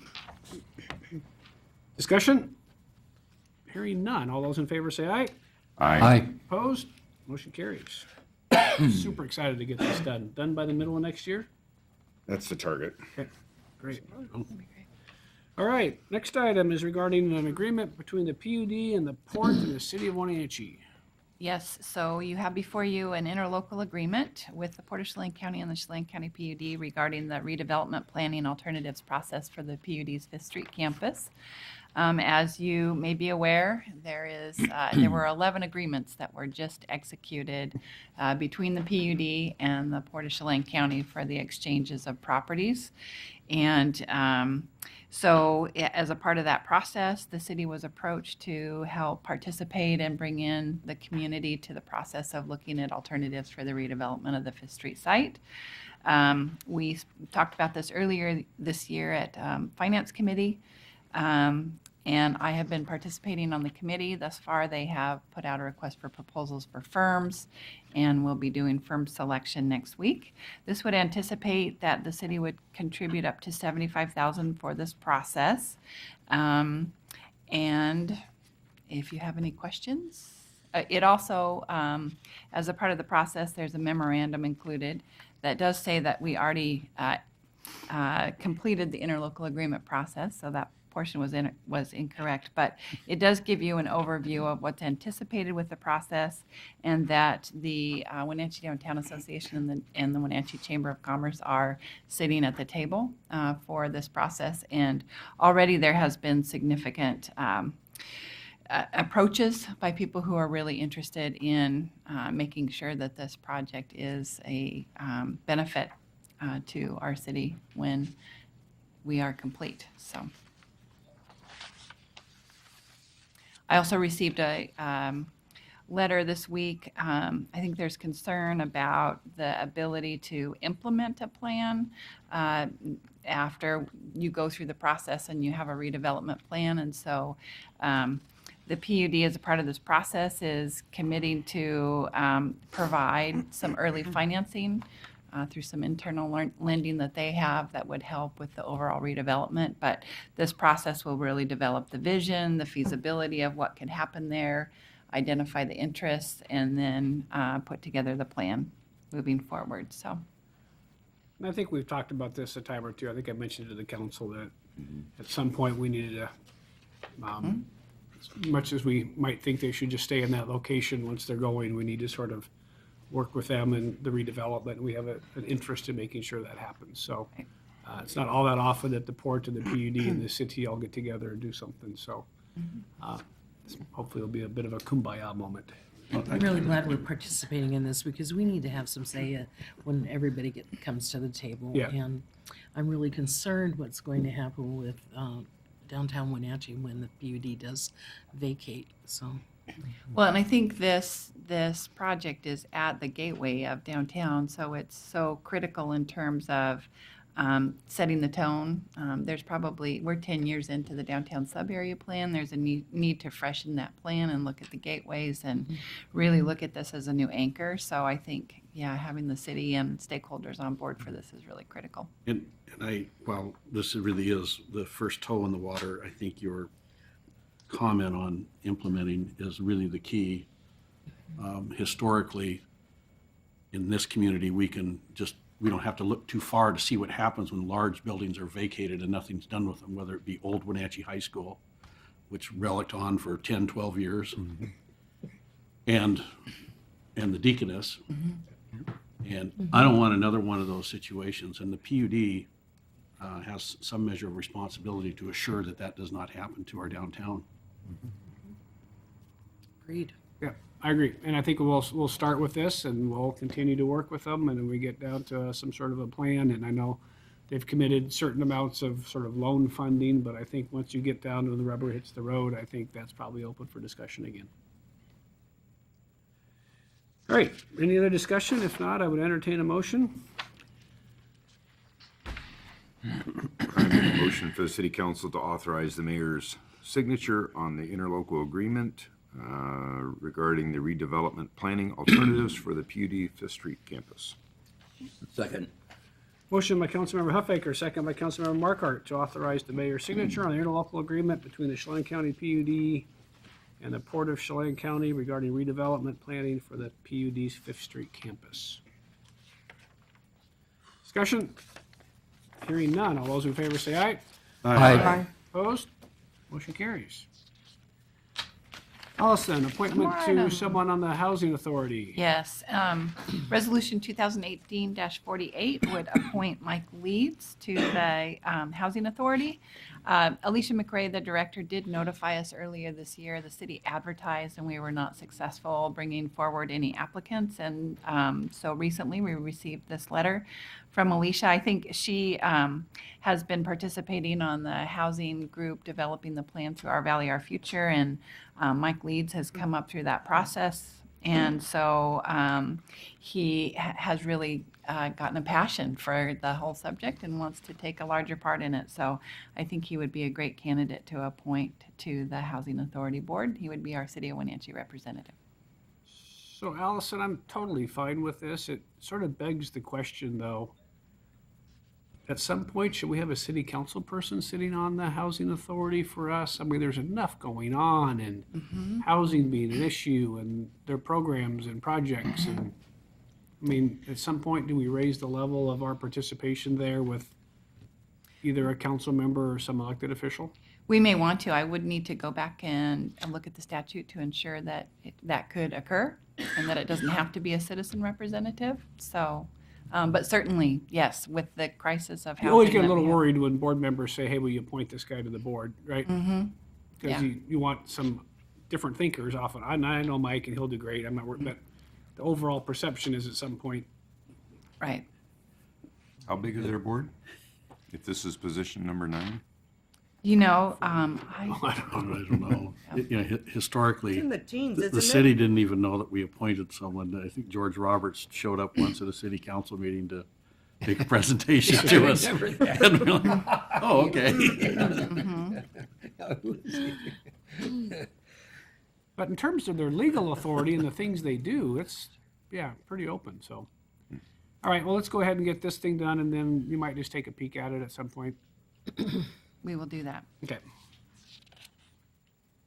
Your Honor, I make a motion for the City Council to approve Resolution Number 2018-48, appointing a member to the Board of Directors of the Housing Authority of Chelan County and the City of Wenatchee for a term ending December 31, 2021, and that would be Mike Leeds. Second.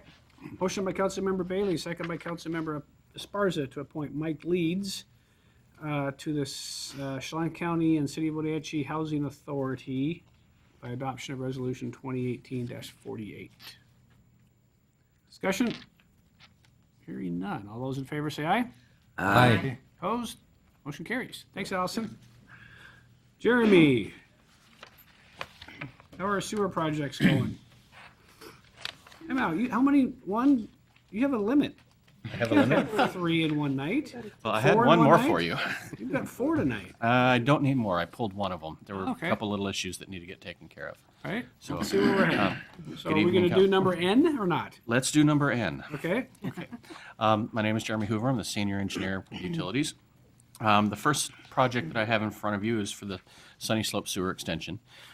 There are 3 phases of the project. The first one is nearly complete. The second one is what I'm here to talk to you about this evening.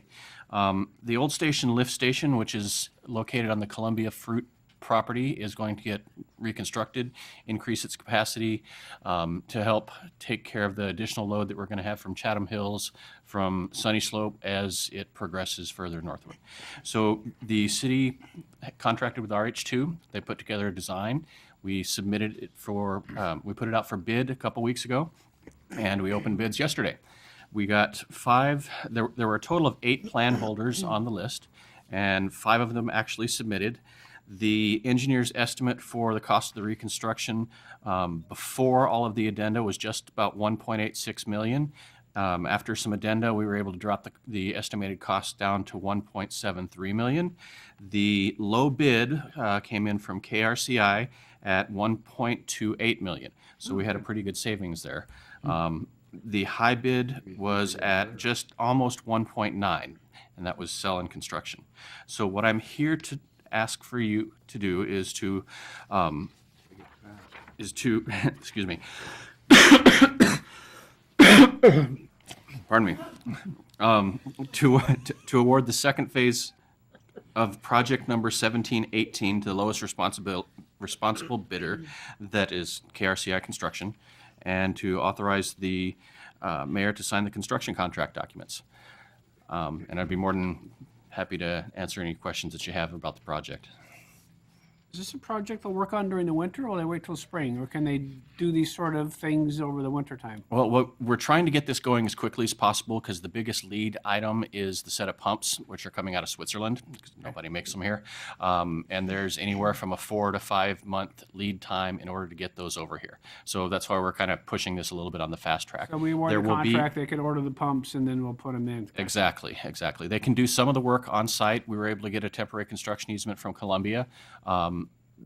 But we do have to be out of there by June 1st, or at least constrained within the site of the pump station itself.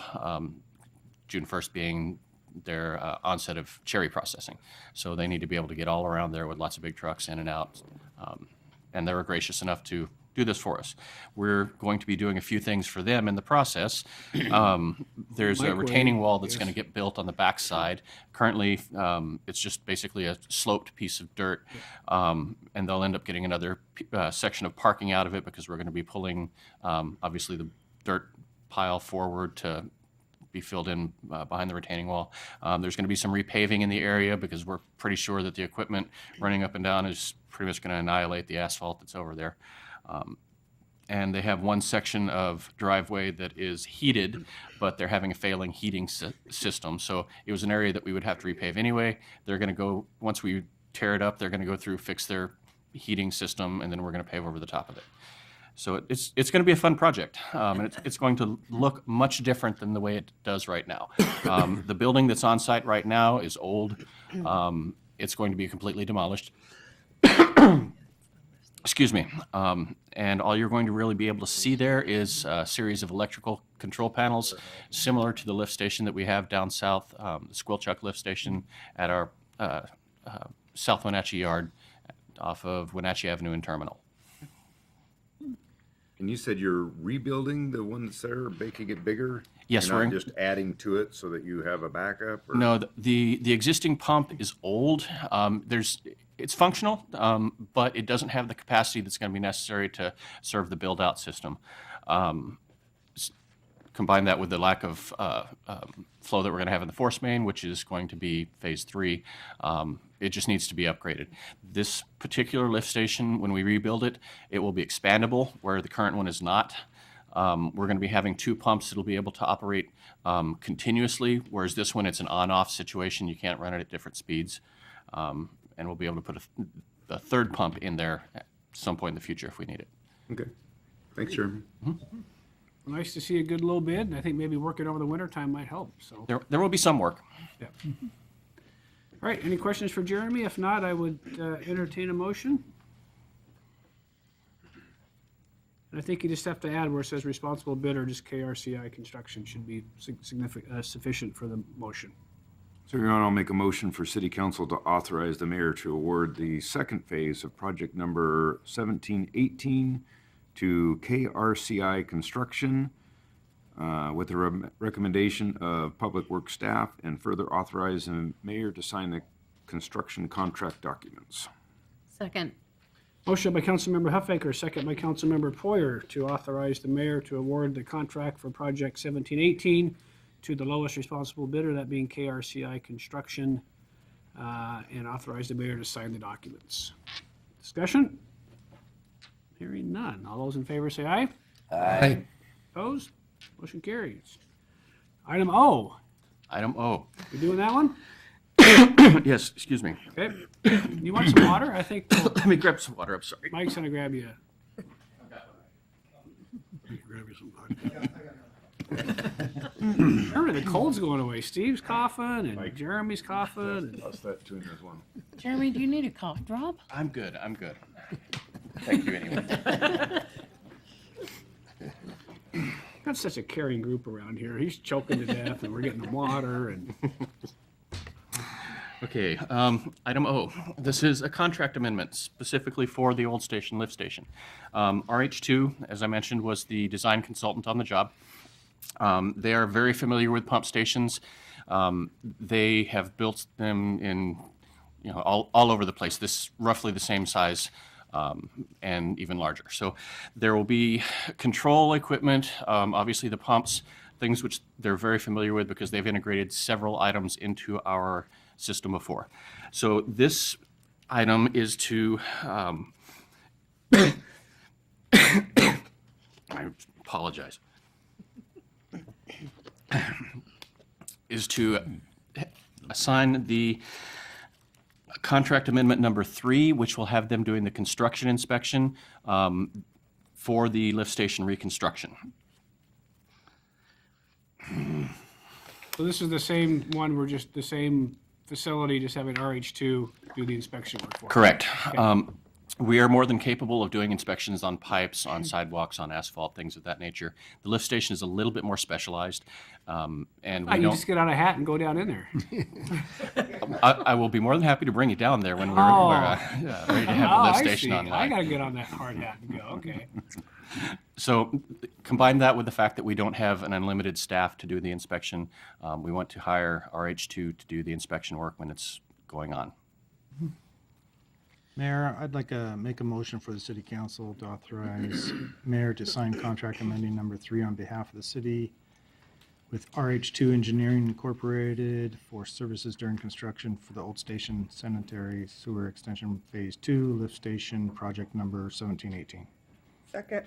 Motion by Councilmember Poyer, second by Councilmember Esparza to authorize the mayor to sign the contract amendment number 3 on behalf of the city with RH2 Engineering for inspection services during the construction of the Old Station Sewer Extension Phase 2 lift station. Discussion? Hearing none. All those in favor say aye. Aye. Opposed? Motion carries. North Wenatchee Storm Drain, Project 1617. This is the continuation of the design of the project that Jessica was talking about earlier. There's an old ditch on the north side of town that takes flow north to Wenatchee River. It's somewhat problematic to maintain because access is difficult. It's right next to the tracks, between the tracks and a fence. This is just north of Wendy's and Holiday Inn on the back side of their property. So what we're going to do is redirect the flow south towards the existing asphalt or existing outfall that goes underneath the PUD property. And we have also been in discussions with the PUD regarding that pipe. Looking into it, it's extremely bent. It's in bad condition. It's actually physically twisted. It serves as the outfall for several of our basins, and it's failed at times, and the PUDs had to go back in and completely rebuild their parking lot in that particular area. So what we want to do is replace that section of pipe to improve the characteristics of the outfall because we're going to be sending a whole lot more water down there. We're going to look at this as 2 separate phases of the same project. The first one we want to get going quickly, which is to replace the outfall. We'd like to be able to do that this coming summer. We have a verbal agreement at this point with the PUD to cost share the replacement of that pipe. And Pace Engineers has been doing the design work for the project. And in order to get the remainder of the design completed, which involves a crossing of the railroad tracks, we would like to be able to extend their contract and have them do the design. One of the challenges that we're going to be facing is the extension underneath the railroad tracks. Dealing with Burlington Northern is always time-consuming and challenging. So having Pace work with them directly should be able to expedite the process. So, tired of coughing into this microphone. So staff would like to recommend to the City Council to authorize the mayor to sign the consultant supplement agreement number 2 on behalf of the city with Pace Engineers, Inc. for the additional design services of the North Wenatchee stormwater improvements. Your Honor, I'll make a motion for City Council to authorize the mayor to sign consultant supplement agreement number 2 on behalf of the city with Pace Engineers, Inc. for additional design services for the North Wenatchee stormwater improvements, project number 1617. Second. Motion by Councilmember Huffaker, second by Councilmember Harold, to authorize the mayor to sign the consultant supplement agreement number 2 with Pace Engineers for additional design services for the North Wenatchee stormwater improvement, project number 1617. Discussion? Hearing none. All those in favor say aye. Aye. Opposed? Motion carries. Thank Does you. that mean item Q is one you don't want to do tonight? Item Q needed a little bit more revision. As I went through it a little bit more, it didn't have adequate information for you, and I had a couple of issues with. Perfect. Doesn't take long Exactly. for us to say. There you go. Postpone Q to next year. Thank you. All right. Thanks, Jeremy. All right. Next item is regarding John McCarty. What are we doing? HDR. Evening, Council. Come on up. Thank you for your time. What you have in front of you is an agenda report in regard to the comprehensive stormwater plan. Right now, we're requesting authorization to negotiate an agreement and ultimately to authorize the mayor to sign a contract on behalf of the city. The stormwater comp plan was last approved in May of 2010. Our stormwater utility was established in 1990. This comprehensive plan will identify a 10-year CIP, and the plan will provide discussions for financial viability of the stormwater utility and summarize past revenues and expenditures. We issued a request for qualifications in June of 2018 and received 4 RFPs. And through a completion of a selection matrix, it was determined that HDR Engineering was the most qualified to provide the engineering services. This project is funded in the established in the CIP budget and funded through Fund 410. And about every 10 years is when we try to systematically do these types of comprehensive plans. So from the council's perspective, I guess I would say we did sewer 2 years ago, right? Looked at the comp plan, came up with a new rate analysis. We followed up with water, right? We did a comp plan, came up with a new rate analysis. Same song, third verse, stormwater, rate analysis, projects, and then how to incorporate Old Station into our funding in a way that's equitable. Yes, sir. Those would be sort of the outcomes of this. Absolutely. Take you most of next year? Yep. The schedule is a 12-month schedule, so we're hoping to, with this authorization, be off and running by January and hopefully have all the financial analysis, the comp plan ready to be adopted sometime at this point next year and go into effect in January 2020. And I think it's a reasonable schedule. It's a 7-chapter manual, and we're going to set up a steering committee internally to kind of review each chapter as we go. And so some parts of it will move faster than others, but I think we have a pretty good preliminary schedule outline for this. All right, any questions for Mr. Riccardi? If not, I would entertain a motion. Your Honor, I'll make a motion for City Council to authorize the mayor to negotiate with HDR Engineering for design services for the comprehensive stormwater plan update project number 1806, and further authorize the mayor to sign a contract on behalf of the city. Second. Motion by Councilmember Esparza, second by Councilmember Harold to authorize the mayor to negotiate with HDR Engineering for design services for the comprehensive stormwater plan and authorize the mayor to sign the contract on behalf of the city. Discussion? Hearing none. All those in favor say aye. Aye. Opposed? Motion carries. All right. Little code update. It looks like a fee update. Yes, so we will Starting start. with fire line, yeah. You got it. So we will start with the update to Chapter 912 in the municipal code. This is going to adjust the private fire lines, the standby charges annually by the CIP. One thing that I want to point out on the ordinance is we did have one edit to the date that this will become effective, and that is it reads that it will commence on January 15th, 2019, and on January 1st of each successive year thereafter, the rates will be addressed by the automatically increase based upon 100% of the consumer price index. What you may have in front of you on yours was that it was starting January 1st, 2020, but we're ready inside the finance to be able to implement the changes, and with the 30 days that we have to wait, upon an ordinance. That's why it's the 15th of January for 2019 and then the January 1st each year thereafter. So that is the financial side of the updates to Chapter 912. A couple other items in there that are being updated are defining ownership of the private lines, and that is the fire lines are going to be owned by the city up to the valve, and then from the valve onward to the private property is the private property's responsibility. One thing that these standby charges serve for is they're kind of a fee to provide this service to customers, but it is also a fee to help us administer the billing and keeping track of which customers do have these systems in place.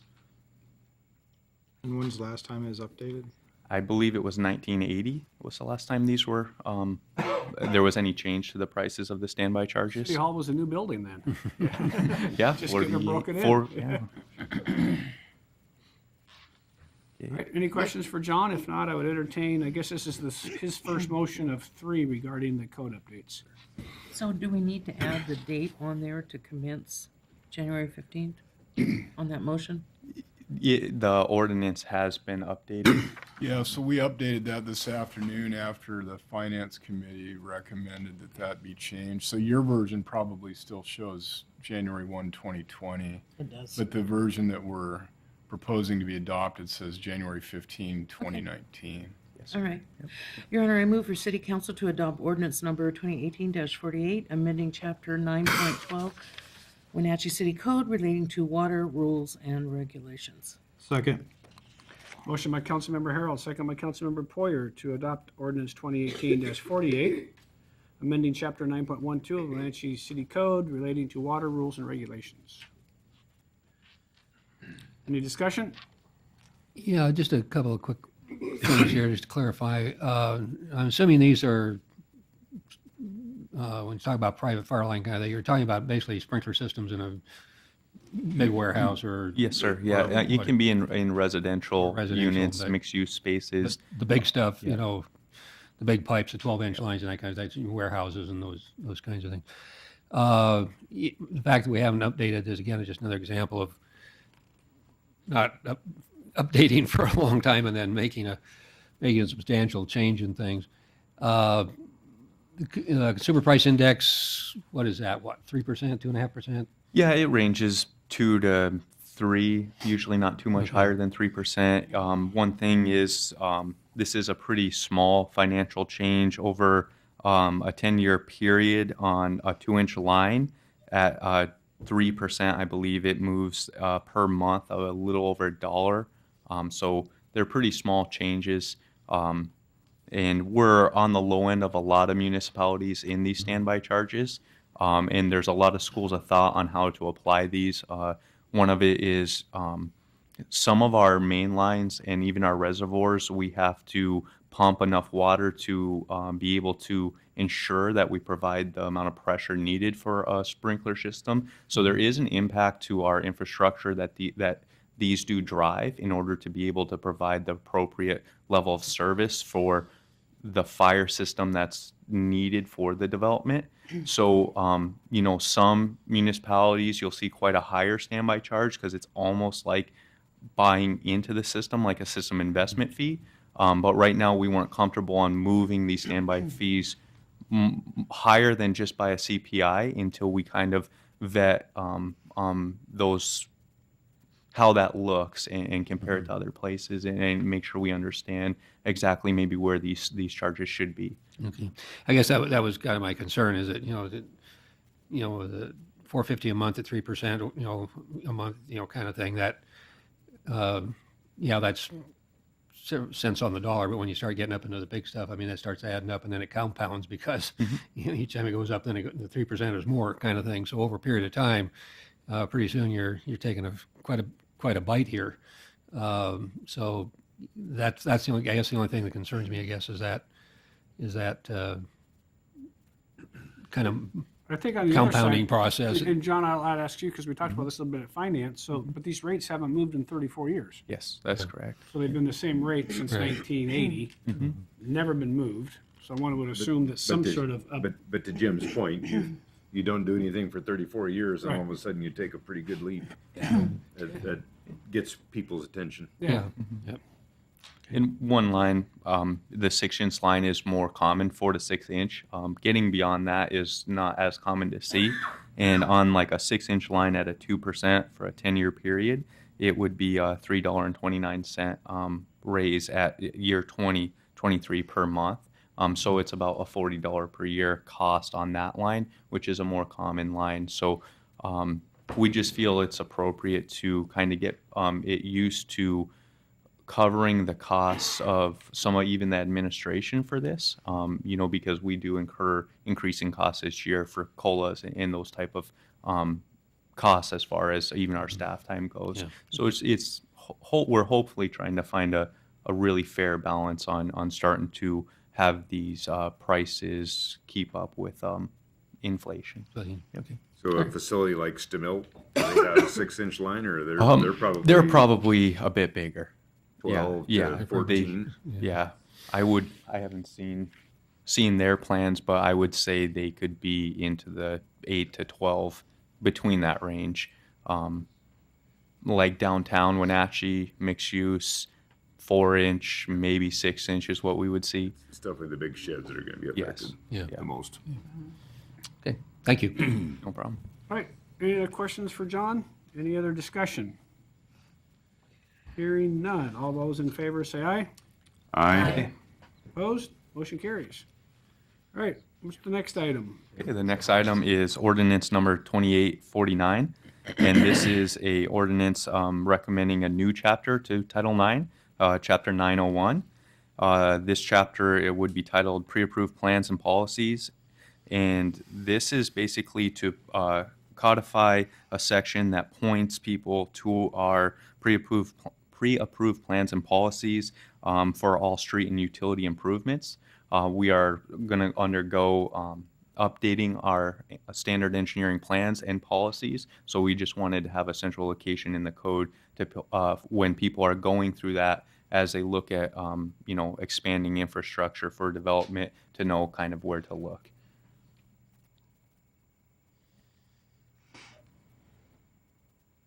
So this is just sort of administratively showing Yes, people sir. where to go. Yep. Okay. Your Honor, I'll make a motion for the City Council to adopt ordinance number 2018-49, adding a new chapter 9.01 to the Wenatchee City Code related to pre-approved plans and policies. Second. Motion by Councilmember Huffaker, second by Councilmember Markart to adopt ordinance 2018-49, adding new chapter 901 to the Wenatchee City Code related to pre-approved plans and policies. Discussion? Yeah, this is just a wordsmith thing, I suppose, but on it's page 101, 102 of our packet, the ordinance number 2018-48, the sequential section numbering there goes 1, 2, 3, 4, and then it goes to 3, and then 4 again. Is that just a typo, or is there something there I'm missing? I mean, because you have two 3s and 2 4s, so any reference would be a I'm sorry, I don't know if I'm looking at the same. previous ordinance that we passed. Yeah, Number 48. Yeah. backed up one. I'm trying to, 2, 3, 4, 6, 8, 10, 12 on mine. What Not seeing it, section are you Jim. looking at? What, page page 101 of our packet, or at least my packet. Yeah. What section of the ordinance? I've got, mine says 2, 3, 4, 6, 8, 10, 12. 2, 3, 4, 6, 8, 10, 12. Well, all I'm looking, I'm looking at the ordinance we just passed on page 102. 102, okay? Starts with section 1. When you go to page 103, it has section 2. Oh, I see. I'm sorry. 104 has section 3, then section 4, then section 3, Oh, I see. and then Yeah, section 4. Oh, I see. Yeah, I think that is a typo. It's Yeah. Steve, it is on 2018-48. yeah. So the previous Ouch. ordinance. Good job, Jim. 48. I believe that is a typo. Right there, though. isn't it? okay, good, Okay, so they'll change that. That's the, threes? yeah. yeah, that was the ordinance before, so Yeah. you'll get that fixed? Yep. Perfect.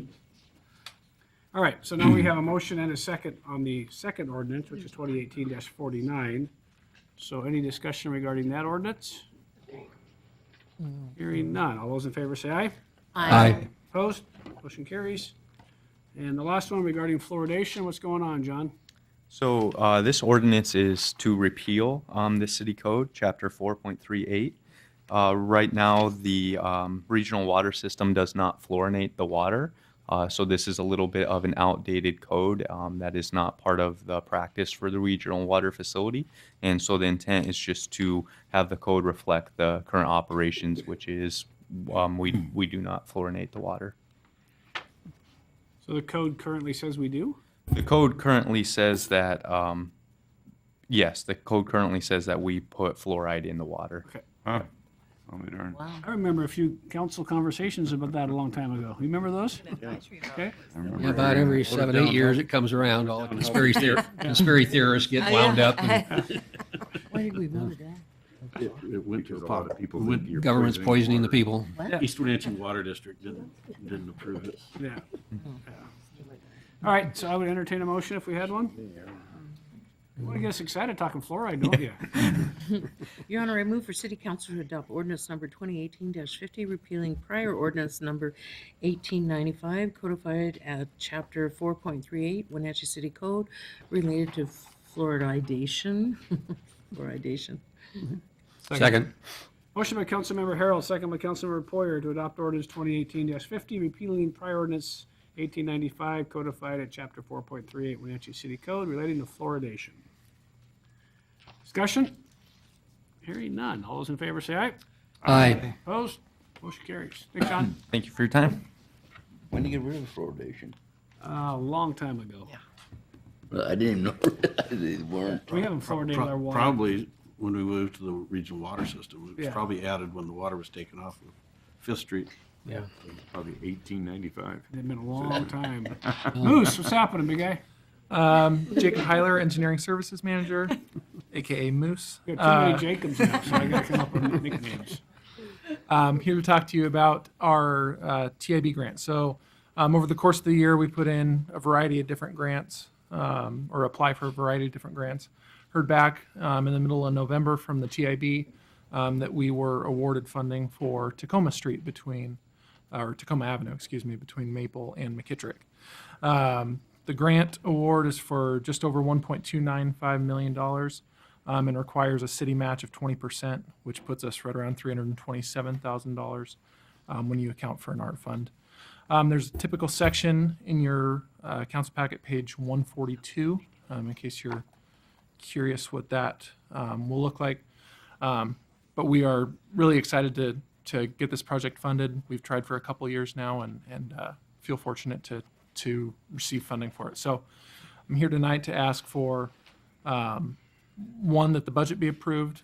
We talked about it at Finance Committee earlier today. And then the TIB also requires the mayor's signature on a fuel tax agreement and a project funding form. So I'm asking you to authorize him to sign those documents. If you have any questions, I'd be happy to take them. So planning in 19, construction in 20? Right-of-way acquisition in 20, construction in 2021. Okay. Just, pulled up the satellite map on this, and then looking at your diagram, your cross-section diagram. Got some here. Am I assuming, or is it correct to assume that there will not be any street parking? That's correct. So last year, Be bike lanes on both sides? correct. Okay. Yeah, so last year we applied for the same project with on-street parking and a sidewalk on the east side of the road as well. The TIB came back with comments. Obviously, we were not selected at that time. They came back with comments that it's too expensive for a couple of reasons. One, they don't like to fund on-street parking. It's not a transportation benefit in their eyes. And two, due to a couple different mobile home parks being on the east side of Tacoma, you don't have property frontage like you would on the west side. So they didn't want to see a sidewalk there. Eventually, I'd like to see one over there when funding comes available. But in order to receive this grant, those were the kinds of things that they were looking for. Thank you. Welcome. And we certainly feel like there's going to be some outreach on Tacoma Street. One, we're going to be buying a bunch of right-of-way, and two, just the overall discussion about, I don't think there's a ton of parking on the street right now. Most of the houses have garages and so forth, so I think it'll probably be fine, but the engineers will be out talking to all the neighbors, and Anna, we'll send Anna out. Everyone loves Anna, so. It'll be good. All right, I would entertain a motion if we had one. I'll make a motion for the city council to approve the project budget and authorize the mayor's signature on the fuel tax grant agreement and project funding status form. Second. Motion by Councilmember Poyer, second by Councilmember Harold to approve the project budget and authorize the mayor's signature on the fuel tax grant agreement and project funding status form. Discussion? Hearing none. All those in favor say aye. Aye. Aye. Opposed? Motion carries. Thank you. We can keep going. I'm going to get a cookie while we're talking. There's still pizza back there. So Brad, how did the concert go? You want to go up and report? How are your ears? Oh, thank you, Jane. What's that? So you're at Washington School? Which grade? Fifth. Fifth, attaboy. All right. Is this E-R-I-N Kelly? or No, A-A-R-O-N? A-A-R-O-N, Kelly. Hey. Good evening, Mayor, Council. Aaron Kelly, You Public read the Works news? Oh, Operations we were talking Manager. about it earlier. Yeah. Have you seen that video? The first item I have for you today is the interagency agreement with Chelan County PUD for fueling vehicles at the PUD fuel pumps off of 5th Street. I apologize that I think in your packet it was the old version of the agreement, but there's three major changes in this. The agreement was one was the fueling times, just an operational issue where we're going to be making sure that we only use one fuel, lane at a time versus trying to be able to take up all the pumps and having other agencies and or the PUD not being able to fuel at the same time. And then the second was some cost improvements to the facility to limit the city's risk for up to 25,000. So before it was that we would help for any sort of cost of any sort of improvements to the fuel pumps, and we just wanted to limit that to be able to be up to 25,000. So that was changed. And then the last was to be able to have the billing be changed to fall in line with more of our ER&R maintenance schedules so that we can end up capturing a full year of our maintenance rates with that cost.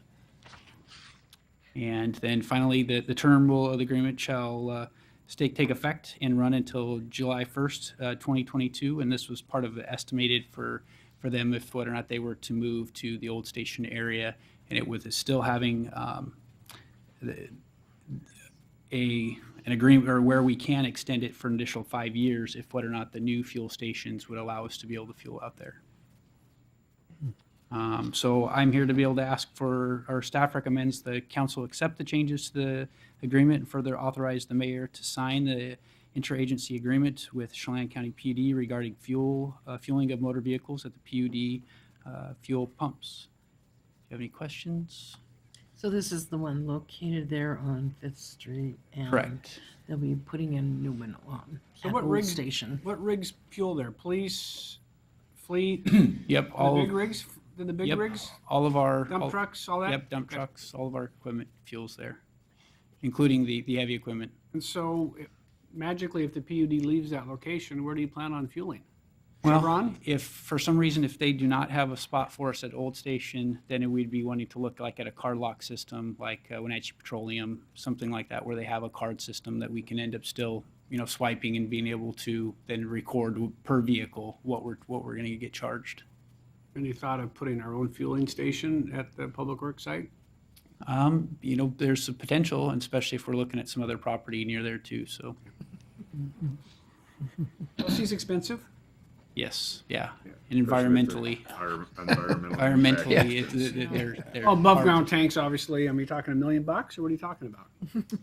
I don't have a good number for you, but yeah, I know that they're spending to be able to maintain and continue to run. But it's something that we can look into.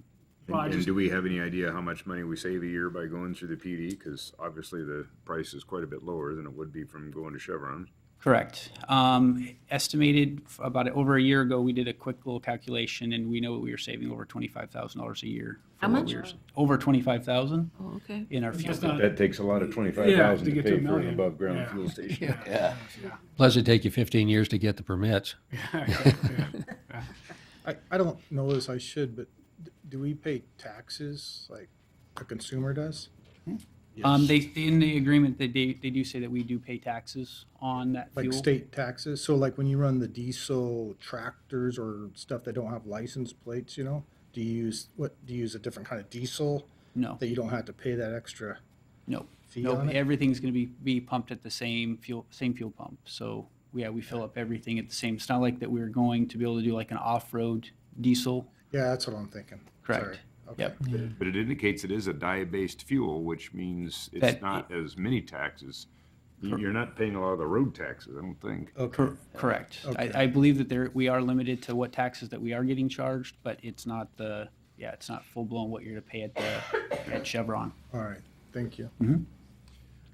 The only other, I guess, question I had was on the improvements and those kinds of things. You're putting a cap on that where hasn't had Correct. that before. With them moving out, I guess I would wonder why we would want to even do any improvements at all. I mean, that's throwing bad money after worse. When we did talk to the PUD about this, it was something too, if whether or not there was something major happened, they would also not want to be able to improve those pumps at that time. But in normal maintenance, if whether or not they have something that they need to be able to normally maintain to keep this running up until the time that they leave, we would want to be able to share in that cost as well. Okay, yeah, I mean, that seems reasonable. I'm just thinking about, putting in a new pump or a pump bay or, Or a new tank or an something. improvement, and not just a replacement or repair, but improvement, which is what this Yeah. term says here, and I'm not sure I'm want to spend any money improving there. Yeah, their intent was not to be able to make any large improvements either, is that they were planning on moving, so. Yeah, okay. And when they're done with these pumps, they're responsible, because I know you got to go send it somewhere for 5 years or 15 years or something like that, right? Something. That is my understanding, that there would have some environmental impacts to be Yeah. able to look over, but that wasn't in part of the agreement, but yeah. Nothing to us. Okay. And I think from a practical standpoint, we'll be pumping fuel there 4 or 5 years down the road. They're buying dirt, they gotta start designing, they're gonna it's gonna be a while, even if and the PUD doesn't go particularly fast on anything. Or it can be a ways down the road. Yep. And listen, if we have a $10,000 or $12,000 fix, so if we're saving $25,000 a year, 6 months and you've paid for it, so. Well, Your Honor, I'd make a motion for the city council to accept the changes to the agreement and further authorize the mayor to sign the interagency agreement with Chelan County PUD regarding fueling of motor vehicles at PUD fuel pumps. Second. Motion by Councilmember Bailey, second by Councilmember Markart to accept the changes to the agreement, further authorize the mayor to sign the interagency agreement with Chelan County PUD regarding fueling of motor vehicles at the PUD fuel pumps. Discussion? Hearing none. All those in favor say aye. Aye. Opposed? Motion carries. And the next item, I have the project acceptance for the Wenatchee Underground Conduit Project, SW 17-05. So this is the project to put in the conduit for all the fiber to not only the federal building, but to the wastewater treatment plant and to the convention center. So this project did actually come under budget slightly, as we were able to negotiate a reduction of $1,500 where the two crosswalks at First Street, where we didn't actually have them come in and do another repair over the top of the stamped crosswalks. And instead, we're going to use that money in the spring to when we're going to come back and actually stamp those and correct them to be back to the stamped look. Our recommendation, staff's recommendation, is the council accept the work performed by the contractor Napel Electrical on the Wenatchee Underground Conduit Project, SW 17-05, and further authorize the mayor to sign the final contract voucher certification on behalf of the city of Wenatchee. Any questions? and you'll remind me, this was only to lay conduit, not to pull Correct. the wires? Yep. Okay. Correct. Have we pulled wires other than this way? I think the Interwest is doing that with Dale, and I believe that they're to be done to the convention center by the end of this week or next. Okay. I was shocked that you could get it done before the road paving happened. I didn't know how that ever happened. It was nice to get the conduit in before they paved the road, and nice to get that done. And go ahead and build a convention center for whatever portions you need to. Why are you looking at me like that? Not. All right, I'd entertain a motion if we had one. Your Honor, I move for City Council to accept the work performed by the contractor Napel Electrical on the Wenatchee Underground Conduit Project SW 17-05 and further authorize the mayor to sign the final contract voucher certification on behalf of the city of Wenatchee. Second. Motion by Councilmember Harold, second by Councilmember Markart to accept the work performed by the contractor, and I'll mispronounce it, Napel Electrical on the Wenatchee Underground Conduit Project, SW 1705, and further authorize mayor sign final vouchers. Discussion. Hearing none. All those in favor say aye. Aye. Opposed? Motion carries. Thank you, sir. Thank you. Anyone need a break, or we keep going? I'm good. Good? Yeah, we're getting pretty close. Yeah, Almost done. let's do it. Alrighty. Let's get this done. Public hearing item regarding a comprehensive plan development regulations. Not even sure what else there is. A partridge in a pear tree. Way to keep up the spirit at the very end, Gwen. We fed them pizza. Okay. They can stay to the Yeah, end. yeah. One looks like We'll stay as long as you want to be here. All right, so this is a public hearing for any member of the public, so we'll hear from staff, questions from council, then open up to the public. Gentlemen.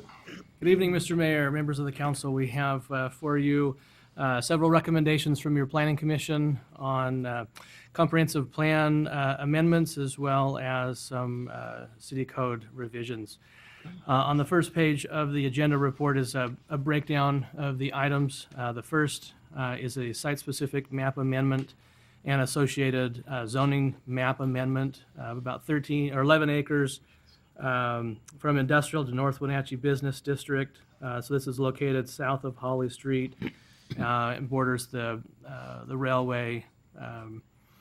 There's a map on in the attached ordinance. This is property that the city owns now. The North Wenatchee Business District, or the North Wenatchee plan speaks to the eventual conversion from industrial to commercial in this area. And so this would be an implementation of that plan. The second item is the annual amendments to the capital facilities plan. The third item are draft revisions to parking. So these are items that, looking at the aisle dimension width, parking stall width, the Planning Commission did not recommend to approve that, but we'll come back to that in a few moments for discussion. The fourth item in your packet are revisions to the city code that reflect recent revisions to the revised Code of Washington that allows or authorizes the mayor to sign final plats, so those would not come back before you. You would simply provide the authorization for the mayor to do so, would then change the city code. So as part of that review process is final plats come to Public Works and Community Development. We would, again, do what we do now, review for compliance with the conditions of approval from the hearing examiner. Once those have been met, then rather than spending an extra time to schedule a hearing before you, the code would allow the mayor to sign those once all the agreements have been done or improvements have been made. And then we think this would save considerable time at the final stage of development. So for the items that the Planning Commission has recommended approval, we have two resolutions, 2018-51, which would adopt revisions to the capital facilities plan as part of our annual review in conjunction with the budget. The second one is 1852, and this would change the comprehensive plan map for the area south of Holly from industrial to North Wenatchee Business District. And then two ordinances. The first one, 1845, which would make the change to the subdivision code and the process section that would authorize the mayor to sign final plats. And then the final ordinance is 1847, and that would be a change to the official zoning map. So implementing the change to the comprehensive plan. So the plan and the zoning map would be identical. So those items the Planning Commission has recommended approval on. We did want to bring to you the parking aisle width and stall dimension discussion at the Planning Commission level. So when we first introduced this topic to them, they were very receptive to the idea of reducing the amount of asphalt in parking lots by reducing the aisle widths, narrowing the possibility of narrowing some stall widths. And so we moved that forward to comment through the 60-day review through the state. And when it came to the Planning Commission hearing, the Planning Commission expressed some concern about the size of vehicles that are driven in the city of Wenatchee, a lot of pickup trucks, and began to, again, have some concerns about that. And so their recommendation was to not approve, but still to forward the item to you as a council to make a decision on whether to approve that or not. We wanted to have this continue this conversation with you for numerous reasons. One, as we work with the development community, we've received several comments that our parking lot standards are excessive in that aisle dimension width of 25 feet. Many other jurisdictions have narrower aisle widths. For example, Chelan County is 24, Douglas County is 24. Other cities in eastern Washington, some of them are even down to 20 feet. So again, that's the minimum. Not all parking lots would have to be developed at that, but that would provide some flexibility. Also, we're in conversation with the hospital or Confluence Health on their parking garage. Their engineers and architects have expressed some concern about the aisle widths, parking stall dimensions, the challenge that those dimensional standards have on developing parking garages, and also working with Steve King on the Firestone lot potentially for the parking garage in that project, and then the parking garage down towards Pybus, all would benefit in reducing the cost due to narrower aisle widths and dimensions potentially. What part of an urban area did they not understand we live in? Yeah. And looking at infill and urban development and completing our. I know we still have some pickups, but Some? yeah, Some? some of the big ones, yeah, but Boy, you look at parking lots around here, yeah. that's all that's in them. But does that mean we accommodate them? Yes. If you want Well, them to Oh, keep Steve. coming Okay. to your, if you want them to keep coming to your businesses, then Well, they could make it work. Yeah, there's other places to park. Start narrowing those aisles, you know, you're just subsidizing the insurance industry. Sorry, but. I would agree with that, yeah. and the body shops. Ever park at Stan's? That's a good example of as far as I'm concerned, substandard. But Stan's is built to our current code, and they want to reduce it, right? They want to make it narrower and, right, to handle Even harder. Mr. Winders, right?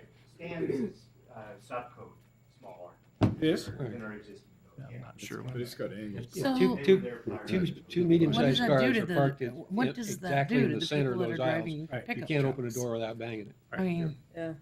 you So- decrease the size and, Well, I can speak for, Spokane, for example, has similar widths than we're proposing, and, I drive a Tundra and I have no problem in Spokane. I have a go problem to with Trader that. Joe's on Division Street where they lessen the parking spaces to get more parking, and I'll tell you, it does not work. My car is line to line. what kind of car do you drive? A Chevy. It's not a pickup. Chevy 3/4 ton. No. Yeah, Steve? Well, So first of all. What kind of car do you drive? Don't judge the statement by the car that I drive today, because I've also driven a lot of big pickups. But I spent a lot of time measuring parking garages, because we're in the business of doing some parking garages. And it's in fact, Rick Williams, our parking consultant, said it's very common to reduce the standards for parking garages because there's a different expectation. That doesn't mean every parking space in the city benefits from these width changes that Glenn and Stephen are proposing. But when you get into the expensive parking garages, it does make more sense to be more efficient in your parking. And yeah, it'll cater to a smaller car. But again, it's not every stall in the city that changes. It's those So- high-end, So this is my issue with it. I pull my big old truck in there. I'm an F-150, and I'm taking up not just my parking space, but on both sides. I'm overlapping into the other parking space. And then the guy squeezes in there and dings up my doors and. Or that parking spot doesn't get used, the one next to you.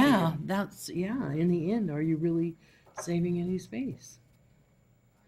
I would I mean, suggest that this not necessarily get at this point, but it deserves a lot more discussion and consideration and analysis. And I agree with reducing the amount of paved surface, and that it's just culturally, right now, I have an issue with us reducing that when some organizations are actually talking about increasing the widths of their sizes to accommodate the sizes of vehicles. So, maybe we ought to talk about at some point some considerations to instructions to the Planning Commission and the staff about taking a look at this and factoring in fire codes or emergency access and that. And what we did do with the fire code is we did coordinate, and certainly take any direction provided. We did coordinate with our fire code official, and the way it's set up is that the widths of aisles are analyzed with the commercial development and increased in those areas necessary to implement the necessary fire apparatus around structures and that type of thing. So that was factored in. So if I just sort of procedurally, so that seems like the first 3 or 4 resolutions in that first paragraph, there seems to be consensus on with respect to the one regarding the parking, which is the last paragraph or the separate paragraph. If we do nothing, then the code sort of stays the way it is. We haven't accepted the Planning Commission, we haven't rejected it. It just sort of automatically remands back to them for their further analysis and consideration, and our code stays the same. Is that in essence, by sort of paraphrasing that correctly? I would, from my perspective, I'm prepared to make a motion that we accept the Planning Commission's recommendation, rejecting the code amendments, and then we can talk about, whether it's tonight or next month, talk about what we would like reviewed, if anything, Got it. further on. Okay. So That way we've finished this. Okay, got it. I understand. So Glenn, would you give an overview of the evaluation that you've been through on this recommendation? Well, that's what I'm talking about. We need a study session on it. I don't want to do it tonight. I want to take care of this business and move on with the other stuff. That's, just one of the things, that we need to discuss is more workshops with us. We're out for 60-day review right now on the cryptocurrency stuff. There's some things in there that I'm not so sure that we really discussed that and it's going to end up in our laps from the Planning Commission, and we're going through the same thing. I want to be given more information throughout the process. Okay, so we could vote to, and then have a work session on it, either with the Planning Commission or without the Planning Commission, to learn more about. The Planning Commission actually thought, board a recommendation denial, but with the idea that they could come back and relook at that very issue, along with other issues as far as parking for the housing code update process. So. Okay. So this is a public hearing. Any member of the public wish to address the council before they take any action? All right, seeing none, I would turn over to the council for their action, if any. Your Honor, I'd make a motion for the council to adopt the revisions to the comprehensive plan map by resolution number 2018-52, the revisions to the capital facilities plan by resolution 2018-51, amendments to the Wenatchee City Codes titles 11 and 13 by ordinance 2018-45, and an updated official zoning map by ordinance 2018-47. Second. Motion by Councilmember Kulas, second by Councilmember Harold, to adopt revisions to the comprehensive plan map, a resolution 2018-52, revisions to the capital facility plan, resolution 2018-51, amendments to the city code titles 11 and 13 by 2018-45, an updated official zoning map by ordinance 2018-47. Discussion.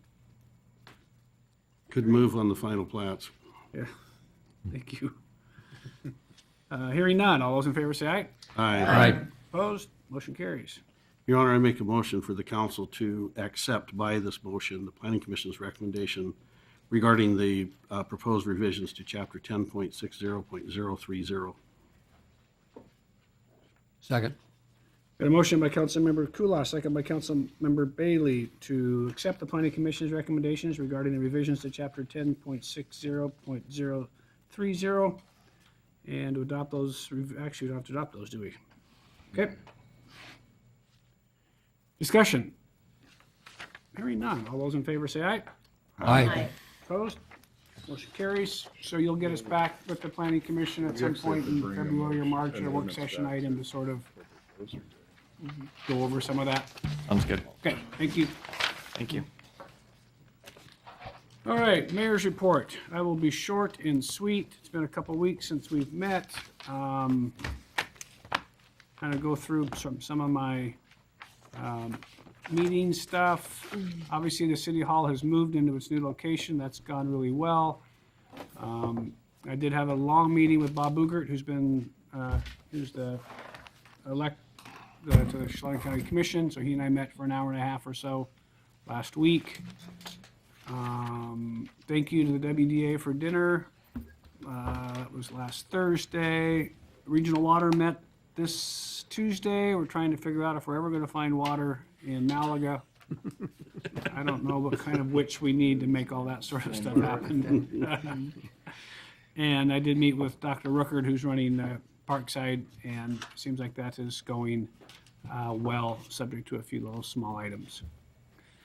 I am going to be over the next couple of weeks. I think Steve King and I will be in Olympia on Monday. We're meeting with Drew Shirk, who's the legislative aide. And then I'm going to be doing all my city department head evaluations. And then I am having coffee with Kevin Overbay next week. So we are continuing to discuss items of interest between the city and the county. And I really think that's probably all I really have in terms of, it will be a busy next couple of weeks. Council members, anything for the good of the order? Well, I understand you met with our new executive director. Met with Kenny. I'm sorry I didn't get that out there. Kenny Sturgeon, who's the new museum director, seems wonderful. Really excited to get her and her husband here. They bought a house over by Lewis and Clark, and she's busy running the museum, and he's a history professor. from, I don't know where he was, mostly in Oregon, I think. I think so, yeah. Retired, so. Hey. Yeah, so they're excited to be here and we're excited to have her there. Anything else? I do know that Anna wants a picture of all of us as we are leaving the city council chambers at this location for the last time, so we need a ceremonial picture. And seems a little bit odd to be saying goodbye to this building. And, It's weird. yeah, it will be interesting when we meet in January to see if we have a dais that looks like this or if something different's going to be in the other building. They don't have a clue how they're getting this thing in. Hey, Mayor, do we need to, are we doing this? Or What's that? Are we? We'll work on this. You guys all have copies of your, Yeah. so just sort of look at them for next year, and then on the first meeting in January, we'll sort of relook at these and see where they all sort of fall. So Thank you. this is to take home and sort of discuss. You want us to stand? What do you want us to do? Sit. Maybe you Like a sit, meeting. yeah. Oh, sit. How about drop all these? Drop these. We adjourn. Radio tomorrow. Don't forget. Yes, I have radio tomorrow. Hey, smile.